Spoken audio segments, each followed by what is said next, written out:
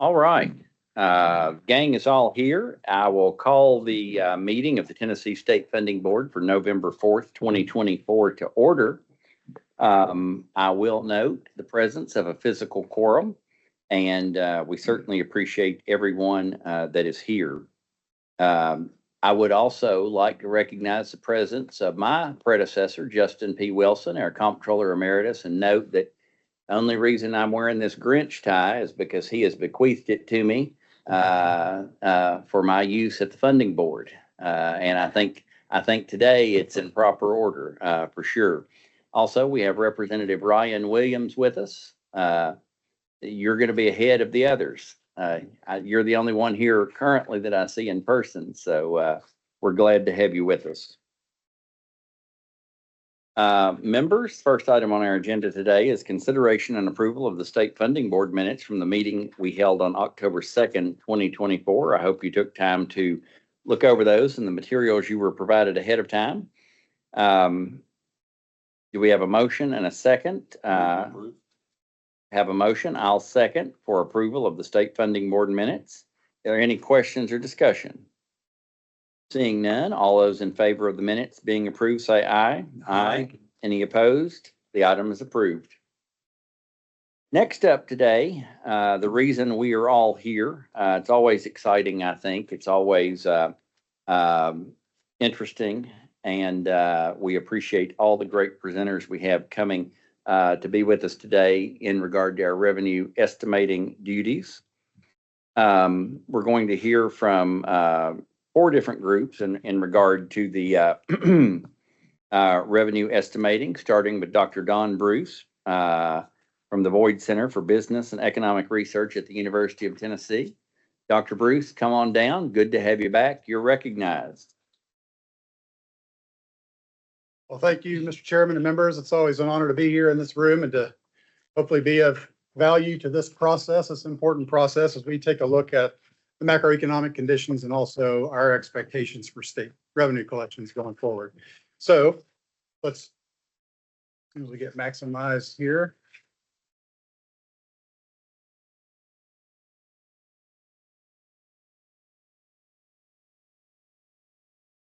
You can see my name in larger font and the University of Tennessee campus. We're happy to be here from Knoxville today, but I want to start right away with the macroeconomic picture. Everybody's always worried about the possibility of a recession. And when we look at possibilities of recession, we look at the percent change or the growth rate in inflation adjusted gross domestic product, which is what's on the screen today. And what you see is we've been doing quite well in the most recent quarters, positive growth in inflation adjusted GDP at the national level. Not as fast as maybe we'd like to see in a normal economic situation, but all things considered, when the Federal Reserve is actively trying to slow down the macroeconomy, to see those slower rates of growth actually fits the current policy environment. So this is the real basis for our state revenue forecast. And let me just summarize up front with 4 points I think are really important. First and foremost, slow but positive real growth nationally.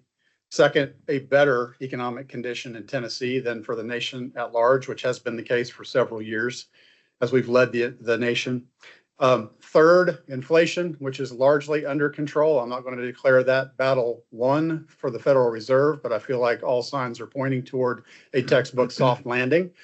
But that means lower revenue collections when our 2 largest revenue series are heavily dependent on price levels. And then fourth, and finally, and the major headline is the policy changes that we've enacted that have cut into the underlying rates of growth and collections. So last year, if we can cut to state level GDP growth rates, you'll notice Tennessee, which is always an orange in my slides. That's just what we do on Rocky Top. But Tennessee's number has been revised downward recently to 1.8% last year. So a little slower than that national rate of growth of 2.9% for 2023. I view that as we are a leading indicator. We sped up before we were supposed to, and we're slowing down on command as we were told, and not lagging behind the Federal Reserve as much as many of the other states have been doing. If you actually take a longer look at things since the Great Recession, 2007, we have outpaced U.S. economic growth. It's almost 2.3% compound annual growth rate per year relative to the U.S., just under 2%. So all things considered, the Tennessee economy has been growing quite well and been growing faster than most of the other AAA rated states. And we don't really have anything in our models that suggests that's going to change anytime soon. There are a couple of data points that we'll look at. But the general economic story has been pretty good, slow but steady. Obviously, inflation continues to command our attention. It has been a direct contributor to our revenue growth in recent years at the state level. And as we've already mentioned, the Federal Reserve has been actively trying to get that back under control by raising interest rates. That battle seems to be well in hand. And I expect that we'll have a continuation of this soft landing through the rest of 2024 and 2025. As we discussed last year, the fact that GDP growth has been positive is just one thing.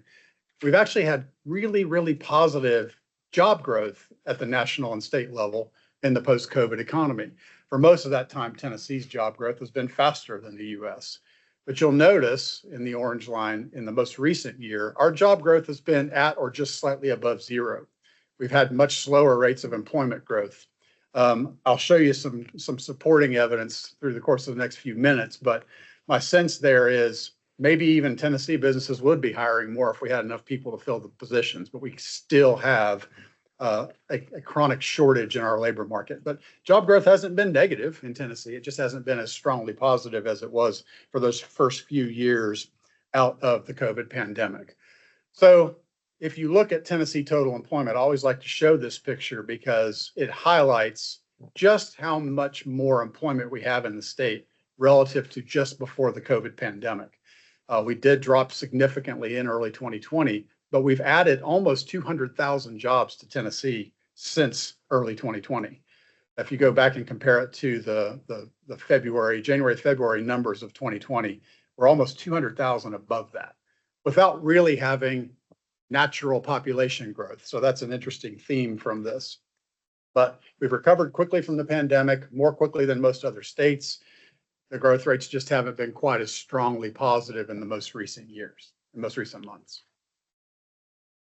Going back to the Great Recession, Tennessee has grown a cumulative 18.6% in total employment over that period of time, well above the US average 15% of total growth in employment during that time. And you'll see this is a common theme in the Southeast, I should say Southeastern Conference, but the Southeastern United States, which we will now use to describe also including the state of Texas. So if you show this map, you look here, we're in the top group of states in terms of job growth since the pre-COVID peak in February 2020. We're in the top 14 states for job growth over that period of time. The experience has not been uniformly great across the state of Tennessee. And that's a story worth paying a little bit of attention to. So if we drill down to the growth since the recession, the Great Recession, 2007, state of Tennessee, as I showed in a previous chart, 18.6% growth statewide. That's been driven predominantly by Middle Tennessee. You see the Nashville, Murfreesboro, Franklin MSA up 45.3% employment since that time. And Clarksville not too far behind, but in Middle Tennessee driving that, East Tennessee catching up with Cleveland, Knoxville, Chattanooga.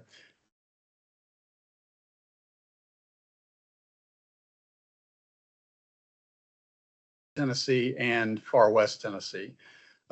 So the benefit of having a broadly diversified labor market is we can end up having really good aggregate job growth, even if the story isn't quite the same in all pockets of the state. But all things considered, very good positive growth rate in employment during this time. Unemployment rates are near historic lows. The Tennessee number in the most recent data, 3.2%, almost a full percentage point below the US at 4.1%. That's been a predominant theme for the post-COVID recovery period. Our unemployment rates have been very, very low, nowhere near what we would think of as recessionary bounds on those series. And there's a lot behind that, of course, and I'll give you the story I usually come back to. One of the problems that we've been facing that has fortunately kept our unemployment rate low is that our labor force participation rate continues to fall. And so the percentage of people who are at work or looking for work, the labor force participation rate has been on a downward trend since before the Great Recession. at the US level and in Tennessee. The difference being, if you look post-COVID on this figure, the United States national labor force participation rate has come back up rather steadily, just under 63% last month, 2 months ago. While Tennessee has seen an interestingly recovery pretty quickly, but then resuming that downward trend. We think that has a lot to do with in-migration of early retirees. It has a lot to do with people going to school. There are lots of stories behind this. But I think what we've learned in the last few years is it's really hard to turn that trend around with policy. If somebody has done really well in the real estate market and sold a house for a lot of money and decided to retire early, they've won the game. No policy is going to get them to go back to work.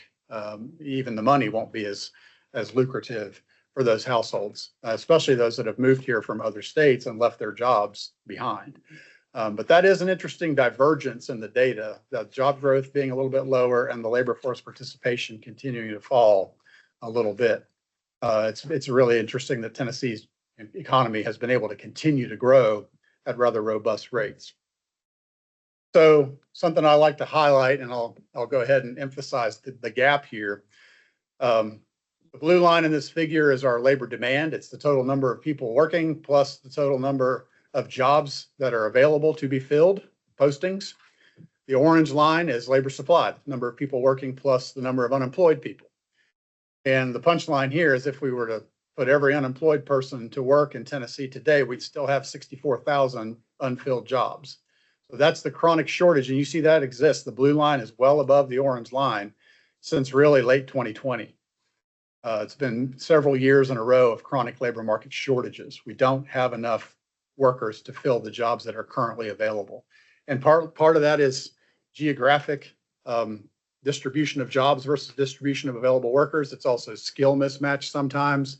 But the bottom line is we could stand to have a few thousand more workers in Tennessee to keep up with this really interesting and strong demand growth. Now, when you have tremendous economic growth and employment growth alongside a rather sticky labor supply or downward declining labor force participation rate, what you get is upward pressure on incomes. And you've seen this with wages and salaries growing. All that's inflationary, of course, but the punchline here is that Tennessee continues to make ground on the US. We used to be 10 to 15 percentage points below the US when it comes to any measure of cost of living or incomes. We're getting closer to that 10% range now with our personal income of $62,229 per capita. Still below the US, we're still relatively affordable, but that advantage may be eroding in real time. Okay, just a couple of words about the major segments of the economy that we highlight with our revenue forecasting. We do take a close look at light vehicle sales, cars and trucks that people purchase. And you'll notice from this figure that we've been on a generally downward trend since the mid-2010s. COVID definitely gave us a negative temporary shock, but we also had a pretty significant slowdown in auto sales in 21 and 22. Back up closer to where we were used to seeing things on an annual basis, but still you can see that trending downward. Lots of forces at play there, but I think as this shift in technology to electric vehicles, autonomous vehicles continues to play out, people are maybe holding off on those purchases, obviously probably now hoping for lower interest rates next year or beyond before they make those bigger purchases. The bigger storyline when it comes to the interest rate sensitivity, though, is the real estate market. I've shown you versions of this picture before. Tennessee went through an unprecedented era of real estate appreciation between 2020 and 2023. With annual rates of appreciation hitting 25%, which is just obscene, unheard of. But we actually lived through it. We know it was real. The good news is we're back in the realm of long-term stability there with appreciation closer to 5% on an annual basis, which is important to achieving that longer-term equilibrium in housing. We've had tremendous in-migration. We've had tremendous demand for housing alongside sticky supply, and that very quickly worked to increase prices for real estate.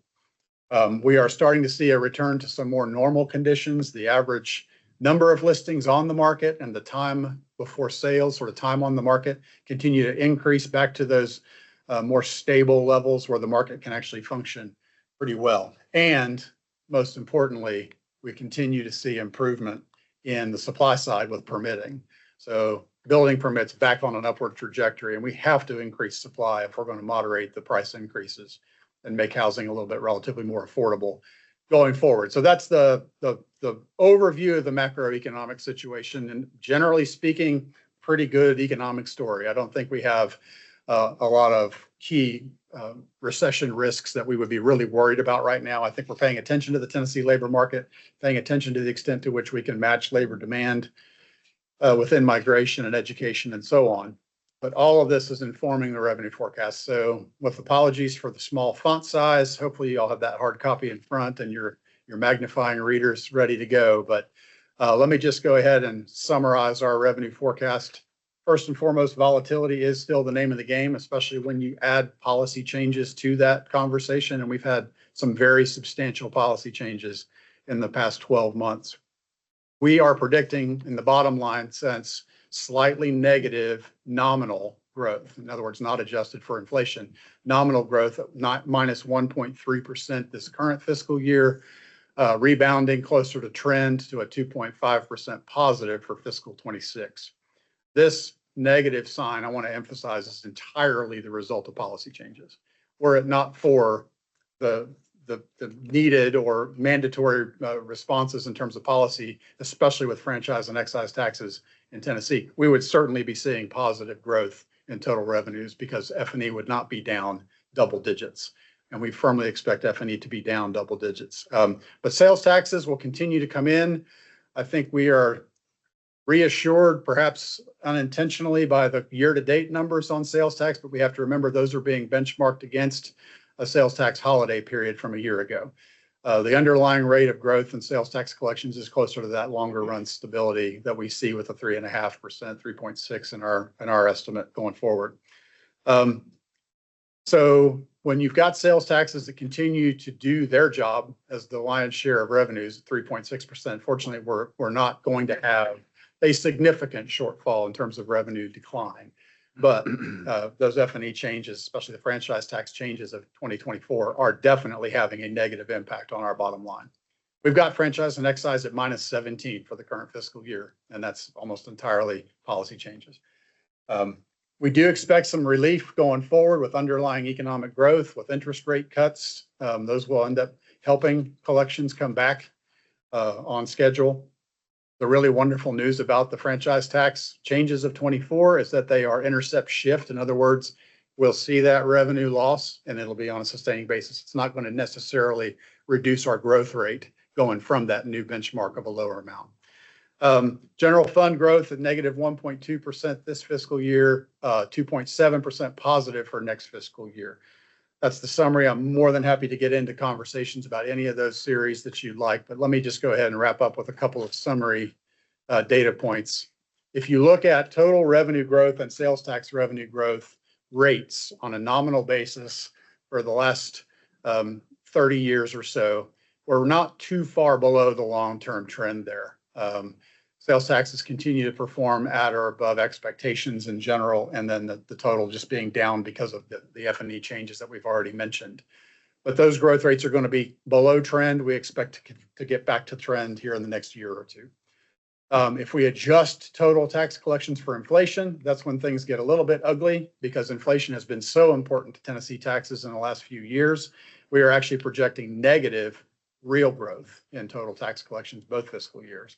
You adjust revenues for inflation in the orange series, you see that substantially lower than the nominal series in blue. That being said, back to that zero real growth for next fiscal year could easily be a little bit higher. We like to be on the conservative side with our total revenue forecasts. But what I want to emphasize in my last point is that even though we're projecting negative growth year over year for this fiscal year we're in right now, we are still well above trend when it comes to collections in total.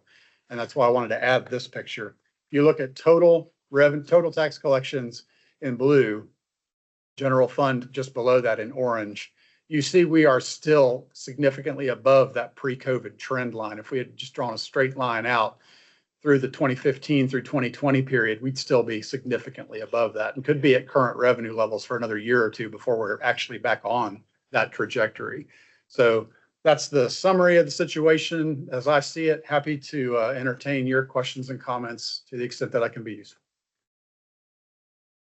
Thank you very much for the great presentation, as usual. Members, what about questions or comments for Dr. Bruce? Commissioner? Thank you. It's on. It's on. Is it on? Okay. Thank you, Dr. Bruce. As always, very helpful. Very clear even for me. And so I want to, just one quick question. A lot of times we talk about what is trend and we had these numbers we kind of throw out. What are you using as trend? I didn't see those numbers in here. You've got the graph and it's a little bit hard to tell. What do you consider to be their long-term trend? When I think of that, I'm not sitting here with a set of statistical model output in front of me. I'm literally just looking at this chart and drawing a straight line. And it's just a matter of applying a long run average growth rate to collections. And the reason I think we are so strongly above that trend is we had back-to-back years above 10% growth. You know, those 2 years of 15, 13% have really taken us far above the long run trend. It's not what I would be thinking of as an implicit macroeconomic projection based on expected changes in GDP growth or anything like that. Yeah. Fair question. Thank you. Ms. Secretary? Thank you, Mr. Comptroller. Dr. Bruce, always good to see you. You had 2 or 3 slides. You talk about labor force participation and the gap there. Help me understand what the impact is on collections because of that.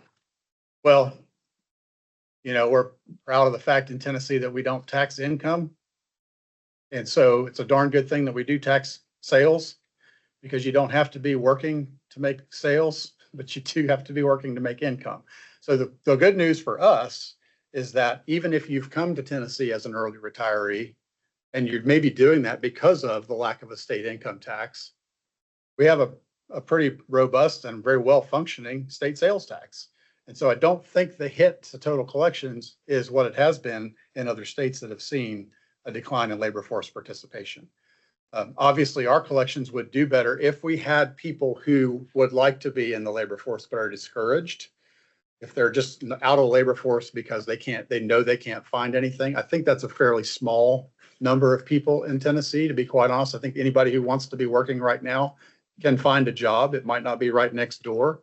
It might not be perfectly situated for your skill set, but you can find a job and go to work. So a decline in labor force participation of the magnitude that we've seen in recent history you might have thought we would have seen a much larger reduction in tax revenues, but our tax system is not heavily dependent on that. And I think that's served us pretty well through the most recent economic environment. And you had a slide later on. Obviously, you and I have talked on multiple occasions about the decreasing gap in between per capita personal income versus that of the United States. Yeah. I guess if we had more people participating in the labor market, that would increase the supply of workers, obviously, and the gap would not have narrowed as much, perhaps, because because you wouldn't have wage inflation, because you'd have more workers. That's important right there, is that there's 2 sides to that. One is the income in the pocket. The other is what it does to the marketplace when people turn around and go spend that money. So as our incomes go up, it's absolutely inflationary, right on. But when you have more people working for wages, I think that would have a positive impact on per capita personal income and actually get us closer to the US average. It's just that the price effect is a national effect. The income effect would be a more domestic effect in Tennessee. Okay. Are other states experiencing this type of labor force participation gap? You know, I can't rule it out. I don't have the 50 state picture in front of me right now. I will look that up and get back to you on that topic. You got things going on. I can't believe we're the only one who's dealing with this. We've had a similar set of economic circumstances as some other states that have been net importers of people in the post-COVID environment. I would look to a small number of states and probably find where the early retirees have chosen to relocate.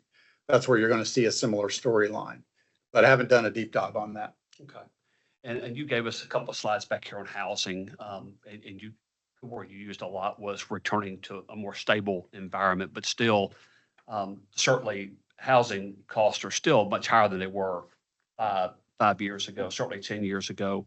What do you kind of see as the impact on returning to a more stable environment over the next 12 to 24 months? So we have to achieve greater balance on price. I think those who are selling homes would love to have 25% appreciation every year, right? It's those on the other side of the market, especially those new workers and their families who are coming into Tennessee and having a hard time finding a place to live. They want to see price growth, maybe even declines in prices. And that's what we're starting to see with listings is actually price reduced. How many years has it been since you got to see that in real estate listings? It's always been take the list price plus 10% or you're out of the market. We have got to achieve greater equilibrium by raising that supply side of the market. The price appreciation still there. I know it's still there in Nashville. It's definitely still there in Knoxville, some of the higher demand regions that we've seen people moving into. And the risk you run there is that your domestic population, your resident population might find it more and more expensive to stay there. And hopefully we don't get to that point where they're going to find it more lucrative to move outside of that area or outside of the state entirely. But as home prices go, so go rents, and your mobile workforce might be looking at that rental market and driving those rents up as well. It's certainly been the case in Knoxville. But the issue here is we've had tremendous, unprecedented growth in demand alongside, in many cases, reasonably to expect sticky supply. Add to that now the hurricane impacts. Any efforts to build, construct, a lot of those are necessarily being redirected to those deeply impacted areas in and just outside of Tennessee. That's going to have a ripple effect as well. It may be a little bit of slower process to get that supply side to catch back up. My last question is going back to labor force participation. One of the things you talked about is that's looking statewide. Obviously, you don't have the perfect match across 95 counties and matching those who want to work with the open jobs. Do you have the ability to maybe get a little more granular on that, either by MSA, by county, anything where we can really, I think anecdotally we would tell you that, or I would, it's anecdotal, I don't have anything to back it up. Here in Nashville and the surrounding area, I would certainly think there's probably more jobs available than people want to fill them. But then I suspect there are other parts of the state where you have a lot more willing workers who would love to find those empty jobs but can't find them. Yeah, I think I'm going to have to wave my hands a little bit. I don't have the 95 data point table or map for you today.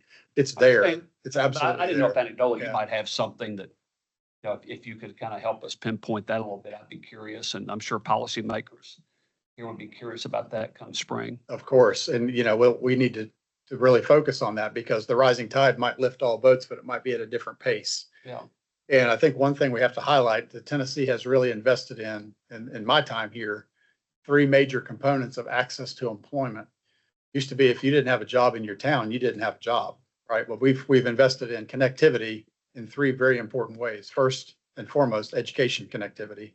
It is easier for anybody in the state of Tennessee now than it was even 10 years ago to pursue that training, certificate, degree, whatever, and become attached to the labor market. 2, the infrastructure. You can't deny everybody is a lot closer to a lot more employment opportunities in the state. And 3, the broadband, which is the most important piece of it, honestly. You can work anywhere or places that are even in different states. And I think that's helped Tennessee. People have moved here and kept their jobs outside of the state.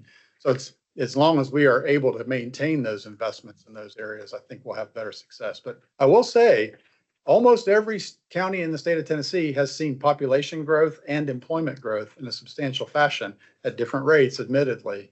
But the arrows are pointing in the right direction, really surprisingly uniformly across the state. Not all 95, but the vast majority. Thanks, Dr. Bruce. Yep. Thank you. One thing that I want to restate, I think you answered sufficiently, is the negative revenue growth you characterize in this year's budget is a reset of sorts. Really, the first time the policy change, especially related to the franchise tax, has had a chance to be seen or to be in effect. And so the legislature, the governor knew that when they made that affirmative decision and account for the reset this year, and then moving forward, you expect a rebound of good proportion.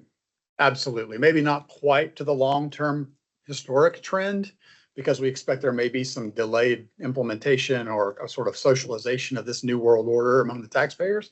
But so we're cautious about that. But this is not a policy change that slows us from 5% to 4% growth on an annual basis. We should expect to see reasonably similar rates of growth for franchise and excise taxes just after that one-time drop in collections. That's our expectation. In fact, the way things are going with new firm formation, with business growth, lower interest rates, we would expect to see some pretty strong growth into the future fairly soon. Very good. We have experienced the largest natural disaster in Tennessee history, which primarily had an impact on my neck of the woods, Upper East Tennessee. Do you have any thoughts about what the damage to these two interstates, the damage suffered by these communities will have either regionally or statewide? Any thoughts on any of that? Yeah, I appreciate you raising that. And obviously our first and foremost concern is on the loss of life, and, forget about the loss of property and the loss of access. Those are things that will eventually come back. But my goodness, the impacts are very close to Knoxville. We have a very clear line of sight for a lot of this stuff that's been going on. And, but we've talked a lot about that. We've really sat and thought about what do we expect this event, this major event that will have ongoing repercussions, will do to tax collections and due to economic growth. And the first thing you notice is that everybody has jumped in to do whatever they possibly can. It's the most significant natural disaster, but I think we could very quickly say the most significant episode of charity and philanthropy that we've ever seen. People just jumping in to find out what they can do to help. The volunteer spirit on display. You got it, right? The torchbearer is back on the screen, so we Yeah. hold the light so that others may see. I mean, that's what this state does. We're proud of that culture. We don't ask where, we just show up and do the thing. So you're going to have, as I mentioned, perhaps a diversion of resources toward recovery efforts. Those resources still have to be purchased. Now, if it's a nonprofit, maybe they're not a sales tax implication. But you're also going to have activity, I think, the other side of this, going through Tennessee that might not otherwise have been going through Tennessee. So I think there's a lot of diverted traffic, for example, a lot of diverted recreation and tourism activities. This can actually have a positive effect on things like gasoline, motor fuel collections, recreation and tourism related revenue sources, sales taxes, maybe not as much on the F&E or business or privilege side, but a lot of our revenue sources will actually see, I think, some potential for a positive bump. So you've got, I'm sorry, I'm an economist. We all have two hands. On one hand, you've got this negative effect because of this disaster. On the other hand, you're going to have some positive effects, much like we saw with COVID. If you look at the time series data around the pandemic, everything went down really fast and then up really fast. The net probably is right on track.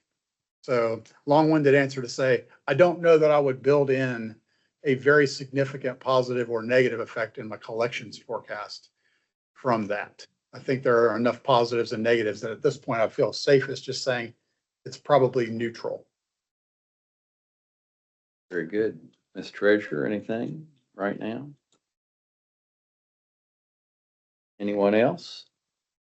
Dr. Bruce, thank you as always for being here and being with us, and appreciate it very much, and hope when you go back and see him, you'll give our best to Dr. Fox as well. Next on our agenda today, we have from Upper East Tennessee, Dr. Joseph Newhard, Assistant Professor of Economics at East Tennessee State University. Come on down and you are recognized. Thank you for being here. Join us in the back. Who's that? Right back. Representative Bain, glad to have you with us. Glad you could be here. Thank you, gentlemen. So we at East Tennessee State University decided that it's somewhat redundant for us to go through the same national economy slides as the other institutions presenting today, even though our forecasts are made with an eye on the national economy, because Tennessee is along for the ride when it comes to the U.S. business cycle. Tennessee economy is growing and looks healthy, but there were challenges to overcome in generating this year's forecast, with numerous tax changes and adjustments to account for, rapidly evolving macroeconomic data and interest rates, and the impact that the COVID era has had on our statistical forecasts. Our state has returned to near normalcy in terms of inflation, employment, and growth, but some residents are suffering from the lingering effects of the federal economic policy decisions that were made in response to COVID. Real gross domestic product for Tennessee continues to rise steadily and stands at a nominal $450 billion in 2024. Real output has doubled in the past 30 years. It isn't a long data series, but I do note the pattern that growth in real output historically starts to level off preceding recessions. I will speak to a couple other recession indicators today, but overall we are optimistic, and although recessions are inherently unpredictable, there's little basis for forecasting one in the near term, though by some measures, stocks and homes seem overheated. The Tennessee civilian labor force has almost doubled in the past half century. However, growth has been somewhat flat since 2019. The number of government employees not seen here shows a similar pattern and is itself close to its 2010 level. In 5 years, the population has grown by 351,000, but the total number of civilian workers exhibits modest gains, adding 66,000. In the box insert on the bottom right, I show the Tennessee population and the growth rate for the last few years. We do see that the rate of growth is slowing, but is still positive. I believe that the lockdowns and work from home pushed forward a lot of cross-state migration that would have occurred anyway at a later date in the absence of COVID. Therefore, we may see population growth a little lower than the 0.9% that we have averaged for the past 15 years. This and the trend we see in the civilian labor force should be considered as we conjecture where this economy is headed. The Tennessee labor force participation rate has generally tracked with that of the United States going back to 1976, but has always been below the national rate except for a brief period in the early 80s. Ever since COVID, our labor force participation rate has decreased and diverged from that of the country. As of October, the US has LFPR of 62.6, while ours stands at 59.3, or 3.3 less than the country. It's down 2.6 from October 2019. This could partially explain why Tennessee's unemployment rate of 3.2% is lower than that of the United States, which stands at 4.1%. I'll also note that the 12,000 jobs created in October in the United States is very low, even after accounting for the Boeing strike. And unemployment is a known leading indicator of recessions, but overall, unemployment doesn't get much better than what we see in Tennessee today, which is close to the natural rate. Looking at the number of employees in a few industries in Tennessee, we see that manufacturing in the top left dropped off from the 2000 recession to the Great Recession. It recovered a bit, but has remained flat for the last few years. Retail trade has also been quite flat despite population growth. In contrast, we see robust growth in leisure and hospitality and in construction as high home prices have incentivized residential development to provide much needed housing around the state. Not shown, wholesale trade, education, and health services have also grown while transportation has been flat. There are many features of Tennessee that attract in-migration, including jobs, lower taxes on income and property, and traditionally a lower cost of living. However, looking at the median price of homes in our state and adjacent states, we see that in 2016, the first year of the data, our prices were lower than North Carolina, Georgia, and the United States as a whole, and were also lower than Virginia, which is not pictured.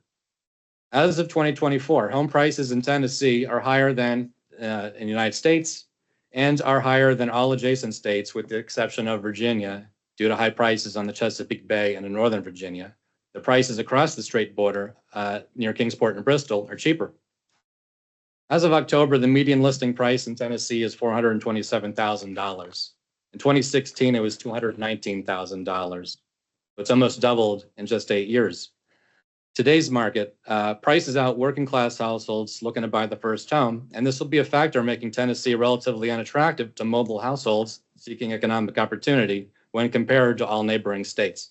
The good news is that as of this fall, Tennessee is one of 8 states where listing counts have returned to pre-pandemic levels, although the mix is towards homes in the high price bands, $400,000 and up, which is out of reach of working class households. Tennessee is a state where officials tend to step back and let the private sector build. But for reasons I won't address here, starter homes have disappeared and are being replaced with apartment construction. Expensive housing will also negatively impact our fertility rates long-term as the cost of living rises for the younger generations. I don't expect our population to fall, but movement across state borders is one way that housing costs end up coming back in line with the incomes in those states. And may also be a contributing factor to the labor shortage that my predecessor was just discussing. We live in a bifurcated economy where the recent inflation has made some people better off and others worse off. Our team at ETSU spent a lot of time focusing on the sales tax revenue because it's such a large part of our total revenue. And this means researching where consumers stand today. Overall, enough people are well off that we expect growth in sales tax revenue. Lower income and working class households who have seen a decline in their purchasing power are upset in the aggregate by households in particular who own homes and who saw their wealth rise, while also seeing their mortgage payments fall when they refinanced, freeing up cash for other expenses as their wages rose. Altogether, a recent survey conducted at ETSU finds that the economy remains the top concern among residents at all three grand divisions in the state, and some homeowners are also struggling. There are numerous uncertainties that we cannot account for in our forecasts. As of today, we don't know who the next president will be or which party will control Congress. Even if we did know, it isn't clear which policies will be legislated next year, but whatever they are, we will be impacted by them. The hurricane was a devastating blow to East Tennessee, with hundreds of millions of dollars of damage caused to homes, businesses, roads, and bridges. I-26 collapsed in Irwin, but it was reopened last week with one lane in each direction. For local traffic, detours remain in place for commercial traffic, and I-40 will take some time to rebuild and constitutes a major corridor for trucking goods in and out of the state and is also a prime route for visitors. Matthew 24 forewarns us of war and rumors of war, which remain with us. And we have the ever-present risk of recessions, which are inherently unpredictable, as well as the fickle price of oil. As a monetary economist, I believe that the greatest threat to the economy is the national debt, which is growing exponentially. There's no will in Congress to get spending under control, and even if there was, it isn't clear what spending they could cut. The Congressional Budget Office projects that the gross federal debt will hit $56.8 trillion in 10 years, about 140% of GDP. I expect more periods of high inflation in the future when the Fed resumes purchasing treasuries.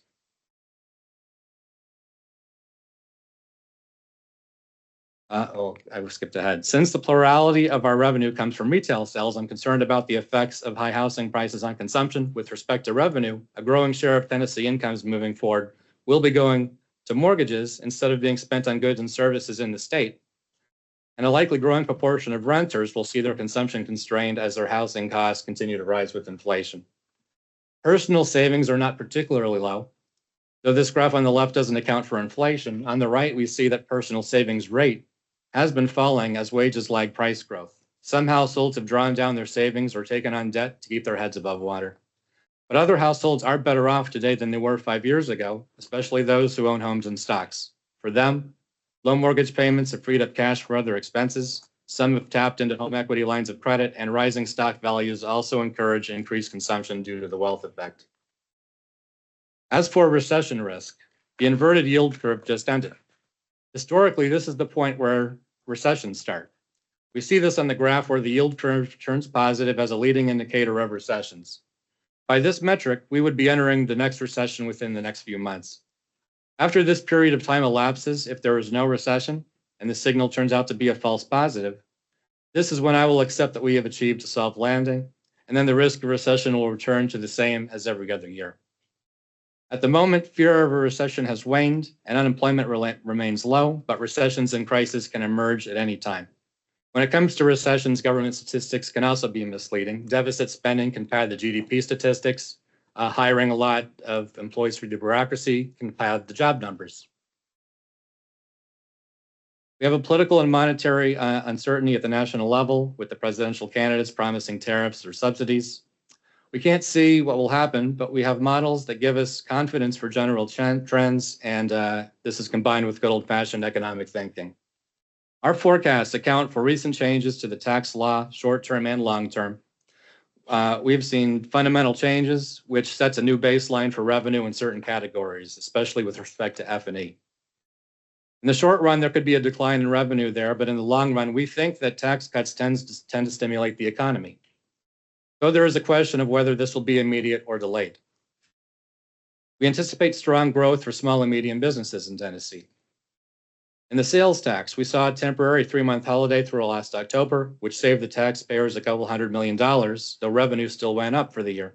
So we expect even more robust growth this year. Overall, we think the tax structure is very conducive to business and growth, and that it will continue to attract production to the state.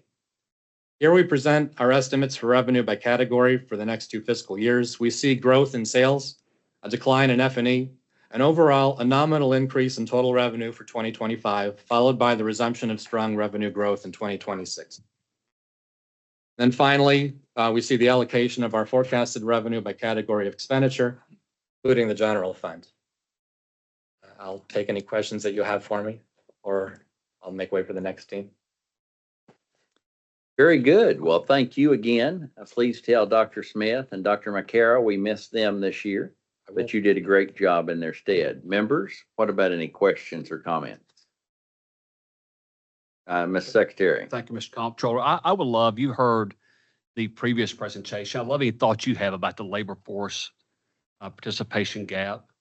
Yeah, so I mean, that's something, when we look at the labor force participation rate that's been falling, I think that it must represent more retirees moving here as a proportion of the population, and maybe students as well. And policy-wise, I'm not sure what you do about that. It's a state that people like to retire in. So I think we're going to continue attracting retirees, and we'll still continue to see a labor force participation rate that's below the national average. All right, thank you.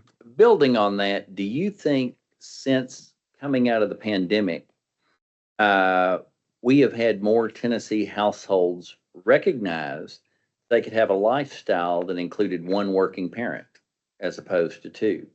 That we have had people consciously choose to have a parent who is forced to stay at home during the pandemic now choose to stay at home since we've come out of that. What were you asking? I was asking, do you think that's a likely trend? Do you think do you see any evidence to think that has happened? No, I haven't seen any data like that. Is that Okay. work from home? Or are they just Well, withdrawn just from the workforce? making a choice like for a married couple with a mom and dad and 2 kids, during the pandemic, maybe somebody lost their job and saw, you know what, the benefits of one parent staying at home outweigh me going back to work. We're doing well enough with one parent in the workforce. I didn't know if you've seen that evidenced at all. No, personally, I think that's a good thing. I wish that we had more families that were able to do that. Of course, it won't be reflected in our data. What we're going to see is, well, fewer workers, lower output, lower income per household because of that decision. But that's because GDP doesn't capture everything that's important to people, right? There's other things, leisure time, taking care of your family. Right. So that could be very well a reason why your household income is lower than the national average. Very good. Commissioner? Yeah, thank you, Mr. Chairman. Thank you for the presentation, by the way. Really appreciate it. I just wanted to it looks like when I'm looking at your numbers and since you go second, I get to kind of compare them to Dr. Bruce's. You've got a more robust recovery next year where there's a little bit of a difference in the numbers. Can you talk about what you think is really thriving? And you probably mentioned it in here. Can you just kind of summarize that a little bit? What you think is kind of driving a more robust from 12 to 18 months out? Yeah, so we have different levels of optimism and pessimism within the teams that we discuss these things. And the optimists sort of went out. We expect strong continued economic growth. And what really happened here is that we have a baseline change where we have a sudden short-term decrease in the revenue that we're collecting, but we're going to be building on top of that. And that's really where you get the larger growth rate in the second year over the first year. So it's more of a compounding thing? Is that kind of what you're saying? Yeah. Okay. All right. Thank you. Mr. Chairman. Mr. Treasurer? Thank you, Doctor. I just wanted to ask you, you talked about inflation continuing, into the future and all that, and mentioned that's a distinct possibility given the path the Fed appears to be on now and our economy appears to be on. I'm just wondering, of course, your sales use tax numbers and others here reflect some inflation, obviously, and and what's going on over the course of the years and all that. But isn't that a situation where we are going to have inflation in the costs of government as well, going along commensurate with that? So we're on a treadmill trying to keep up with, the continuing inflationary cycle.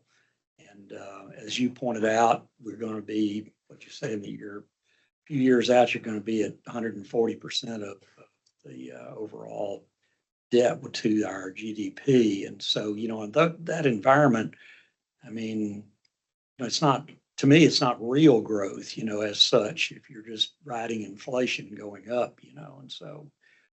Do you have any thoughts about that or anything? Well, that's absolutely right. What we're forecasting are always the nominal numbers. And to Right. the extent that inflation is driving those up, the costs of government are also going to rise. It could be the case that this, 5% increase in revenue is completely absorbed by a 5% increase in your costs. That's very possible. And given that situation, I wonder if Tennessee it's important for Tennessee to keep equal emphasis on containing costs in government, at the state level, for instance, where we operate and all that. And in addition to bringing forward the skills of its workforce, to the maximum level so that we can increase productivity, meaningful productivity to try to combat the effects of inflation. You have any thoughts about that? Well, with that 3.2% unemployment rate, I mean, I assume that it's driving up the cost of hiring new people for government, just like it would be in the private sector. And so there's nothing you can do about that. You have to raise the wages to attract people. One of the factors that determine what the demand wage is going to be is the housing costs, and we've seen what's happened with that. So if it suddenly costs twice as much to buy a house here, that's going to affect how much it costs to pay somebody to move here from another state. Mm-hmm. Well, I'll just end with this observation. This is my own little observation. It's just that simply, I think we're in a saga era where we're having a situation where debt is out of control versus, the spending of the federal government and all. And when you're in that situation, this is a video. It's not going to end well for the United States of America ultimately, unless we can get our deficit spending under control. And by control, I don't mean having to totally eliminate deficit spending. If you could the government could just come out with a plan to deal with it, that the markets believe in, that those who are economic drivers believe in, then it would have a good effect, a positive effect of reining in inflation going forward and help us get back on a path that's built on real growth as opposed to largely inflationary growth. So that's just my Right. The debt situation is my biggest fear. And we've seen plenty of historical episodes about where this goes. We're not immune from it. We could end up seeing very high inflation rates sustained over time. This may just be a birth bang, what we just went through, where we ended up with the 10%. We could sustain that for a long time. Our revenue, although is somewhat insulated from that because a third of it's coming from the sales tax. So if the price of goods are going up, that actually might give us an advantage over states that rely more on an income tax and have a smaller sales tax because wages lag price growth. So we're immediately getting those higher prices and collecting that extra revenue because of it. As far as any surplus that might be generated by the state, I would probably just advise maybe putting some of it in gold. Mhm. All right. Thank you. Very good. Any further questions? Thank you very much. Thank you. Glad to have you. Next up, we have the Department of Revenue. We have Commissioner David Girigano and Mr. Jeff Biarkey here. The tax man cometh. You are recognized. Thank you, Mr. Chairman and members of the board. As always, we're pleased and honored to be here with you today to present the Department of Revenue's forecast for the upcoming fiscal year. And as has been the case last several years, Mr. Biarkey has staff have done a great job creating that forecast for us. I'm going to turn it over to him to make the presentation. Thank you, Commissioner. Thank you, Mr. Chairman, members of the board. It's good to be here again. My name is Jeff Biarkey, Director of Research, Department of Revenue.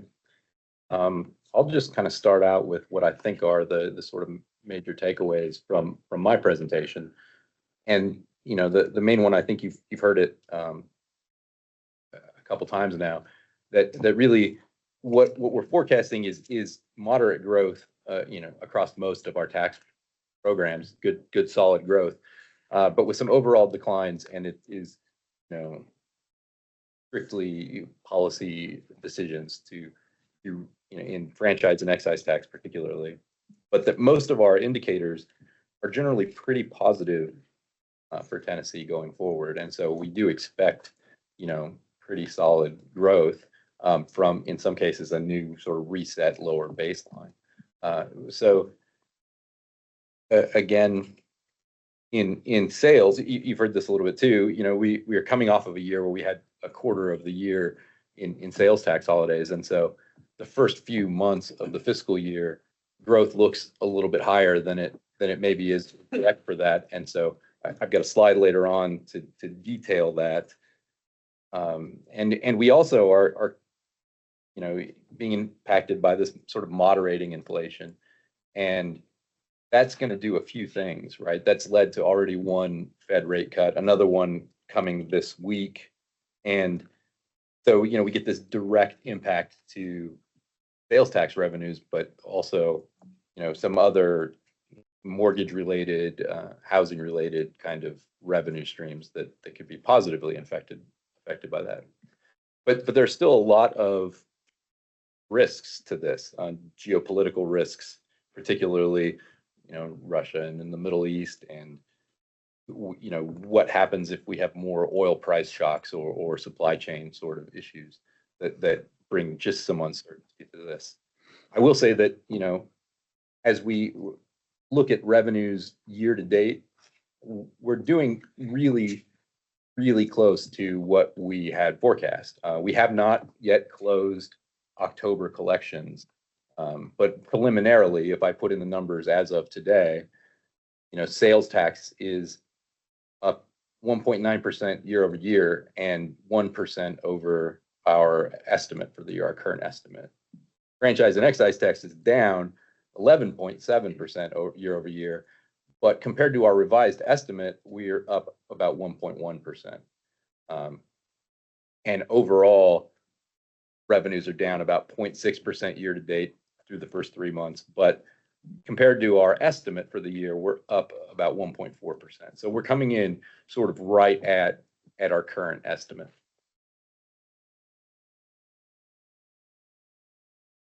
This chart here, we can see some of the major categories of revenue from FY23 and FY24. FY24, we had moderate growth in sales and use of 0.9%. Corporate and franchise and excise tax down about almost 4%. The bottom line, in accrual terms, FY24 revenues were up about 0.2% over FY23. This is a familiar chart to all of you, except that now, as we have made policy decisions that have reduced franchise and excise tax, sales and use tax is an even bigger share than we are used to. In FY24, it is up to 63% of our total revenues. And so, as some of the other presenters have said, that may help us in sort of in inflationary times, because we get the direct kind of effect of that. Another familiar chart here, and this one bears a little explanation. This is a chart of the 10-year standard deviation of percentage change of these revenue streams, which is a complicated way to say this is an illustration of how volatile these different revenues are. It reflects the amount of revenue collected. It is strictly looking at how much it changes. And what the main takeaway from this is, F&E is by far the most volatile of our revenues, and it is increasingly so over the past several years. This chart goes back to the 1980s, and we see an almost from 1988 or so, an unbroken kind of upward general trend here. It is the most volatile and becomes more volatile. And talking about how we think that the indicators are mostly positive for Tennessee. This is a chart of gross state product, and I have graphed this in 3 colors because I noticed this really interesting sort of pattern here and this is a pattern that repeats. And you can see it in some of the other, Dr. Bruce's overall collections chart, for instance, had a similar pattern where we had this long-term trend up through the Great Recession. And then we sort of got reset. We got this level shift down and we were operating on this lower trend through COVID. And once we kind of popped out of that short, very steep recession, we recovered and sort of reset back to that long-term, like pre-Great Recession trend. So it is, we recovered and then some, and so are back on this trend that we would have been on, you know, potentially had the Great Recession not happened. I can even see this shape in sort of a less pronounced version in this chart of inflation and prices. Inflation that we usually talk about is the rate of change of prices, and so, you know, what we don't usually get in the United States is deflation, which is a reduction in prices. In fact, in the past 60 years, we have probably 2 periods of actual deflation, price decreases, the Great Recession, and then a really short blip in 2015. But so we see now that as prices are kind of returning to that growth rate that is the target, 2% or so growth rate, the price level is still very high, which is this red line here. So, we don't expect that. While inflation may slow, we don't expect deflation. We don't expect decreasing prices in general. This chart shows some of our taxable sales, and the red is for everything but food, and the blue is for food, except that it is adjusted to take out the sales tax holidays. And we just see, you know, there's some seasonal patterns here, but overall, a very pronounced upward trend in taxable sales. When I talk about adjusting it, though, you know, if we just looked at the sort of raw numbers as they're coming out, we saw in September, it was about an 8.2% increase in sales tax revenues. That's looking at a month that has no sales tax holiday versus a month that has a sales tax holiday. And in fact, a sales tax holiday for 1 month the year before that. And so if we kind of add back in those exempt sales to the food tax numbers, what we get is a lot more like this table on the right, where we have August adjusted 3.2% growth, September adjusted 3.4% growth. Now, it's not all rosy there. You know, as I said, we looking at preliminary numbers for October collections. Those have not closed, and they closed this evening, but they could change a little bit between now and then. Our unadjusted growth was about 4.4%, and adjusted for the sales tax holiday last year is slightly negative at 0.93%. So we see a little bit of a blip in sales tax collections there. We'll know better after we get closed and we can really dig into that data to see if there was sectoral shifts and that sort of thing. And you know, we'll certainly let you know. But for right now, I can just say that you know, adjusted for the sales tax holiday, we were essentially flat and slightly negative in sales tax growth this month.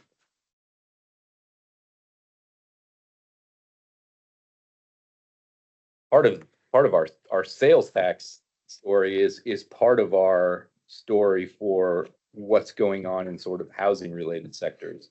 We've seen this real mixed kind of bag of impacts. This first table at the top of the sheet here is sales tax collections from the NAICS code that reflects building materials. And you know, we see that is down year to date about $13 million year over year. But realty transfer and realty mortgage are both up, you know, 6%, give or take. And so the net of all of that we think of sort of housing related things, it's very slightly negative, but we're seeing some recovery in the recordation taxes that had been really down. And part of it, the reason that they're recovering is they had been really down last couple of years. We think that going forward, that we expect some relatively strong growth. This chart is housing starts, and the red is single family and the blue is multifamily. We saw a real increase in multifamily housing starts in the 2019, 2020 through 2022 kind of era, and we've seen a little bit of a slowdown of that and a pickup of single family housing. Similar sort of picture with mortgage originations.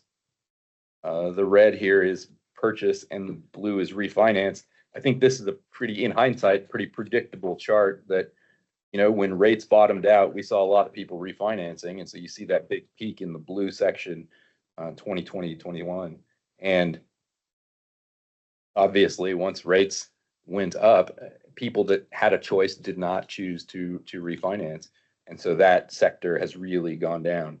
But overall, the forecast that we see is for pretty solid growth to both purchases and refinancing.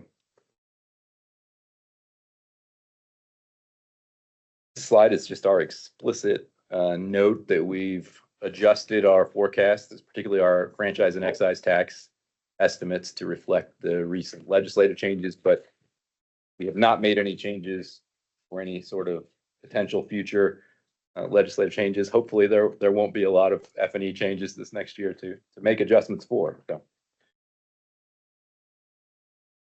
that leads me to our forecast. I think just hitting the sort of big dollar amount numbers, we're forecasting about 3% sales and use tax growth this year and 3.5% next year. So just like a healthy sort of sustainable sales tax growth. Thankfully, I think gone are the double digit 15% swings, but we're not suffering. Prices, a lot of it is prices have remained high, and so sales taxes remain high. There are a couple of things here that look like really big percentage changes that are just timing issues. Obviously, income tax, I think we're still collecting more than we expect to, as that has been repealed. Gross receipts tax is a big percentage change there, but it's purely a timing issue. We had a lot of money come in at the end of FY24, and so that was abnormally high. This year is not abnormally low. The big sort of elephant in the room is we are forecasting a 17% decline in franchise and excise tax year over year. And I've got another slide putting a little bit of that in context after this one.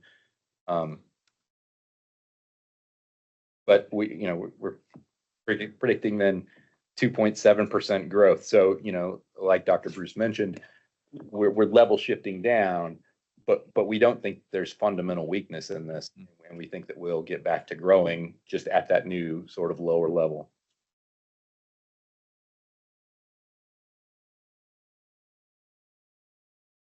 So putting a 17% reduction in F&E into perspective, because it is sort of a number that we haven't seen a decline like that, certainly in recent years.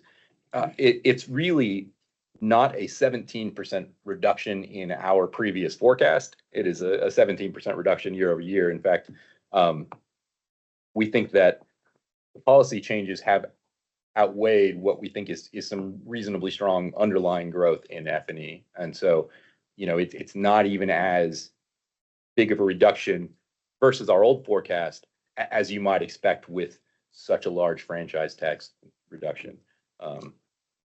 And then that if we look at this trend, we are still, even with a 17% reduction, forecasting revenues that are, almost $500 million in F&E above FY21. I mean, we're just coming off of those 3 years really that were abnormally high and kind of resetting. That's my final slide, and I'm happy to take any questions or move on for the next presenter. Thank you all very, very much, as usual, for a great presentation. I have two questions as we get started. Number one, if my memory is correct, last year when we were here talking, you all were experiencing an historic level of requests for F&E refunds. Maybe people had overpaid in advance. I think you were at some point in time. I don't remember if that was still relevant at this time last year, but has that leveled off? I guess is my question. I think I'll let Commissioner, because we have some, we compounded that in the previous Right. session. Right. Yeah, if you set aside for a moment franchise tax refunds resulting from legislative action this year. Right. it's a And separate I'm topic. talking excluding that. Yeah. Yeah. It's not abnormal. I mean, I think we are experiencing what we typically do experience. I mean, people do pay the bulk of the dollars, as you know, comes in via estimated payments. Right. They are booked as collections when they're received, so we're on a cash basis. So we're always on the lookout for greater than normal potential refunds when people true up their liability when they file Right. their return. But I think the short answer is it's not really anything abnormal to report there. I don't think there's any particular story. I think we're experiencing what we are used to experiencing. Great. And, as with every year, as we have more and more presentations, I think of questions that I wish I had the opportunity to go back and ask every presenter. But you talked about how you feel like inflation's moderating, yet prices remain high. And I guess, my question is really, when does inflation become permanent? In that, for example, we'll never again see a $3 box of Frosted Flakes. A 10-ounce $3 box of Frosted Flakes. We will forever pay $6 for 8 ounces of Frosted Flakes because the manufacturer and the retailer have seen what people can absorb, and while inflation may indeed moderate, the price will remain high. So at what point does that inflation become permanent across the board, so to speak? And any thoughts on that? On average, individual prices will fluctuate up and down. On average, I think what this chart shows us is that the prices don't come back down. It is permanent, and for a lot of reasons that I think some of the better macroeconomists in the room could explain better than I can. Deflation is not necessarily good for the economy either, and so but when do they become permanent? I think they are. It is. Yeah. It is permanent. Right. Commissioner? Yeah, I've got just a question. I'm curious about the volatility that's increased. Why is the volatility of the F&E tax increased over time? And actually, to some degree, at least, the sales tax even volatility seems to have gone up, or maybe going back to the early 80s. Right. Right. Am I reading that correctly? So you're right, and what you'll see with sales is our dark red line here in this solid line in this chart. It's up slightly, but we don't see a really strong trend with it, right? Like it is, there's some really solid seasonal volatility that's built into sales tax because it's a monthly tax and you have holidays and all these sort of things that happen seasonally. Okay. But its general level of volatility is mostly unchanged. There's not a strong trend here. Why is franchise and excise tax more volatile is a good question. I think one of the issues with F&E, because we'll talk specifically about excise tax, and now I guess now all our franchise tax is also apportioned to Tennessee. It's based on sort of everywhere income or net worth, and that amount is apportioned to Tennessee. So, if a large taxpayer that is operating in a lot of states, their Tennessee activities may be increasing, but maybe they're decreasing somewhere else, and they take that total and apportion it to us. So it's harder to say, why Tennessee F&E is up or down. It's because it's impacted by everywhere. And so that's a pretty unsatisfying answer, I'm sure. Yeah. Well, it's interesting because I think what I've heard, if I understood it right, is maybe we have more multi-state or international corporations in Tennessee, or that have offices in Tennessee paying taxes. That's if I understood what you were saying. And so the way that they distribute their sales and or property or whatever that is, or income that is based on, changes more dramatically than one that was based here over 20 years. Well, I think that it is sort of established that things are more global now than they were, in the past, and things that were much more regionalized or localized. Certainly, it says agriculture on our seal, right? Like the small family farms aren't as many anymore. It's lots of big multinational corporations that run those and that sort of thing. I think that I agree with that. I mean, we don't have any empirical evidence to say why, but I agree with that. It coupled with, I think, companies have become more aware of state tax issues. There's more planning. I think there's more decision making around it. I think that's part of it as well as as F&E has grown to be a bigger item. Thank you. Any further questions or comments? Well, let me Ms. Treasurer? Is volatility with the F&E tax just partly and maybe to a great degree a function of the fact that it's paid by a relatively small number of taxpayers. And so it doesn't take a change by just a few of them to make a significant difference in it. It's kind of like, volatility in the sales tax is kind of like bad weather. It will always be with us, and for one form or another. That's been my experience in 16 years of being treasurer. It's always going to happen because of those factors, that has a very small base to it and everything else. And then, the production that y'all are showing, that's just, it is what it is. We're at a lower level, now we've stepped down because of the permanent cut that was made in it. So we're just going to have to factor that into our thinking going forward. Everybody going forward there. So,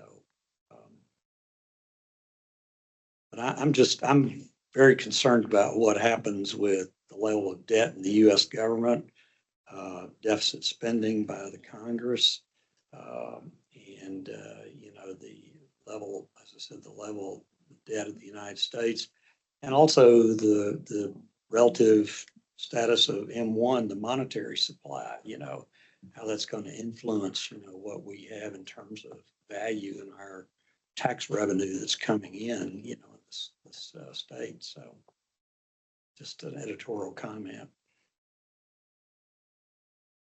Further questions or comments? If not, thank you all very much, as usual, for the presentation. Next up, we have Boyan Savage, who is here in a new capacity this year as Executive Director of Fiscal Review. Welcome back in this new capacity. And Joe Waganka is here. Come on down. And Elizabeth, and I don't have your last name written on my paper. Bransford. Bransford. Yes, sir. Welcome to you as well. You all are recognized. Thank you. Mr. Comptroller, members of the funding board, thank you for the honor of having the seat at this table. Once again, I'm Boyan Savage, Executive Director of Fiscal Review. Joe Waganka is to my right, who's our Chief Economist, and Elizabeth Bransford. She is our Tax Revenue and Lottery Analyst. I'll turn it over to Joe to lead us through our economic outlook and tax revenue presentation. Thank you, Mr. Comptroller and members of the funding board. I am Joe Waganka, Chief Economist with Fiscal Review. As you know, we finished last year with slightly positive growth, held back in a large part by the roughly $400 million in tax cuts from the Tennessee Works Act of 2023. We've started off the current year with some strong growth in sales, but negative growth in F&E, both again are much a result of legislation. And while the risk of a recession in the forecasting period remains, it looks like a soft landing is the most likely scenario. And there are signs of a strengthening economy, but again, there is still uncertainty with geopolitical risk and how tomorrow's election will shape Congress and the White House. Real GDP has seen continued growth around 3% for Q2 and estimates for Q3 at around 2.8%.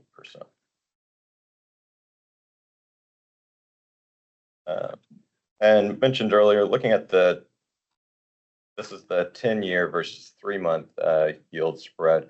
Historically, when this metric drops at or below zero and begins to re-steepen, we are nearing a recession. And we have seen, even in just the last few weeks, not shown here, that this margin has tightened much closer to zero. And also mentioned earlier, the 10 versus 2-year spread has already disinverted. Other indicators, though, like labor market, personal savings, are showing some strength in the economy. And that if there were a recession, it may be shorter lived, or we may be more likely to see that soft landing. Inflation remains a concern with the higher prices locked in. And of course, as consumers pay more for necessities and goods taxed at a lower rate or not at all, sales tax collections drop. However, we are seeing that growth in prices begin to slow. The stock market remains strong, but there is still a great deal of uncertainty with global conflict. And while markets may have already priced in likely election outcomes, changes to the balance of power and implementation of one party's policy agenda could move the markets. One of the positive signals is jobless claims, with the 4-week moving average at around 236,000, and last week's number down to 216,000, still well below that 350,000 number that we've seen just prior to the last couple of recessions. Tennessee employment remains high. However, growth has slowed and remained relatively flat, attributed in part to a decline in labor force participation and the overall shortage in the state. If there is an economic slowdown and soft landing, it is more likely we'd see slimming down of staff and cuts to job openings rather than mass layoffs. Hourly earnings have been on the rise, outpaced by inflation for much of the past 4 years. However, as inflation has dropped this past year, wages have grown at rates faster than inflation. Looking at industrial production, it's been relatively flat recently with higher interest rates, labor strikes, tight labor market, along with the recent effects of natural disasters, the hurricanes. Now looking at the housing sector, 30-year mortgage rates remain relatively high, around 6.9% today, but down from 24-year highs that we saw a year ago. Expect these rates to continue to fall over the next 2 years.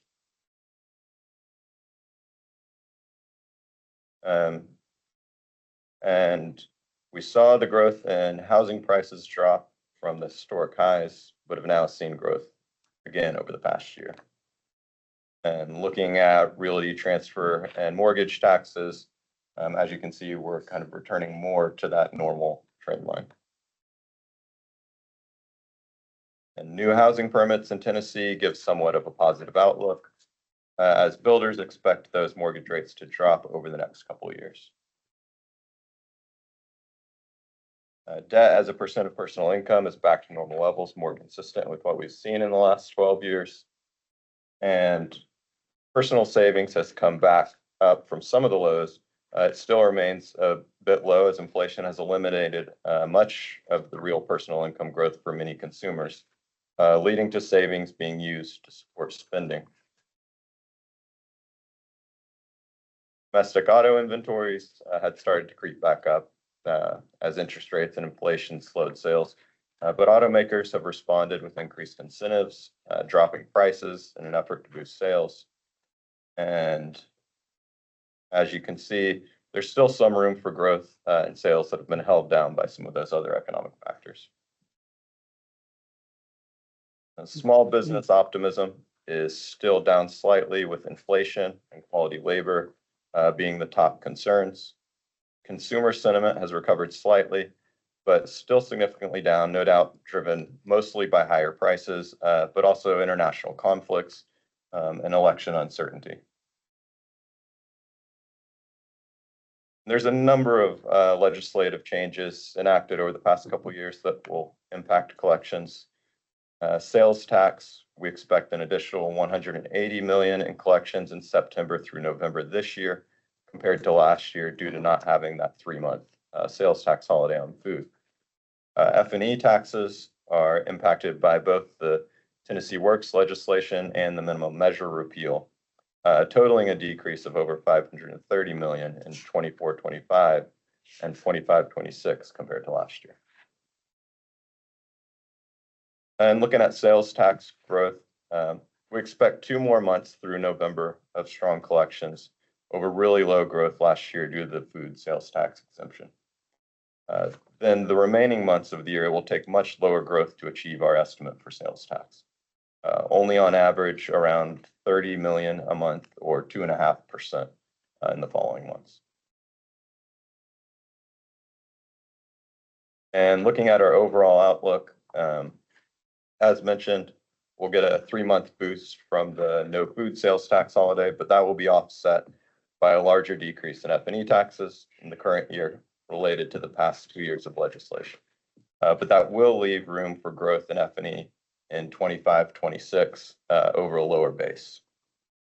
There's still risks from global conflict, as mentioned. Prices still remain high with inflation already baked in as wages catch back up. We assume the Fed will continue to decrease rates through 2025, resulting in some positive impacts on spending. Finally, it's uncertain how the election will turn out and what, if any, policy changes may be implemented. For example, the Tax Cuts and Jobs Act, income tax cuts, which are due to expire in 2026.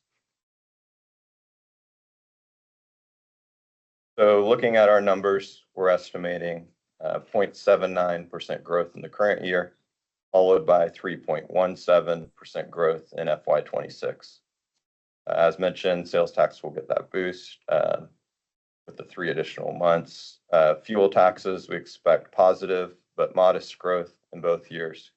We expect privilege tax to continue gaining as mortgage rates drop. F&E, we forecast an 11.6% drop in the current year with an increase of 3.6% next year.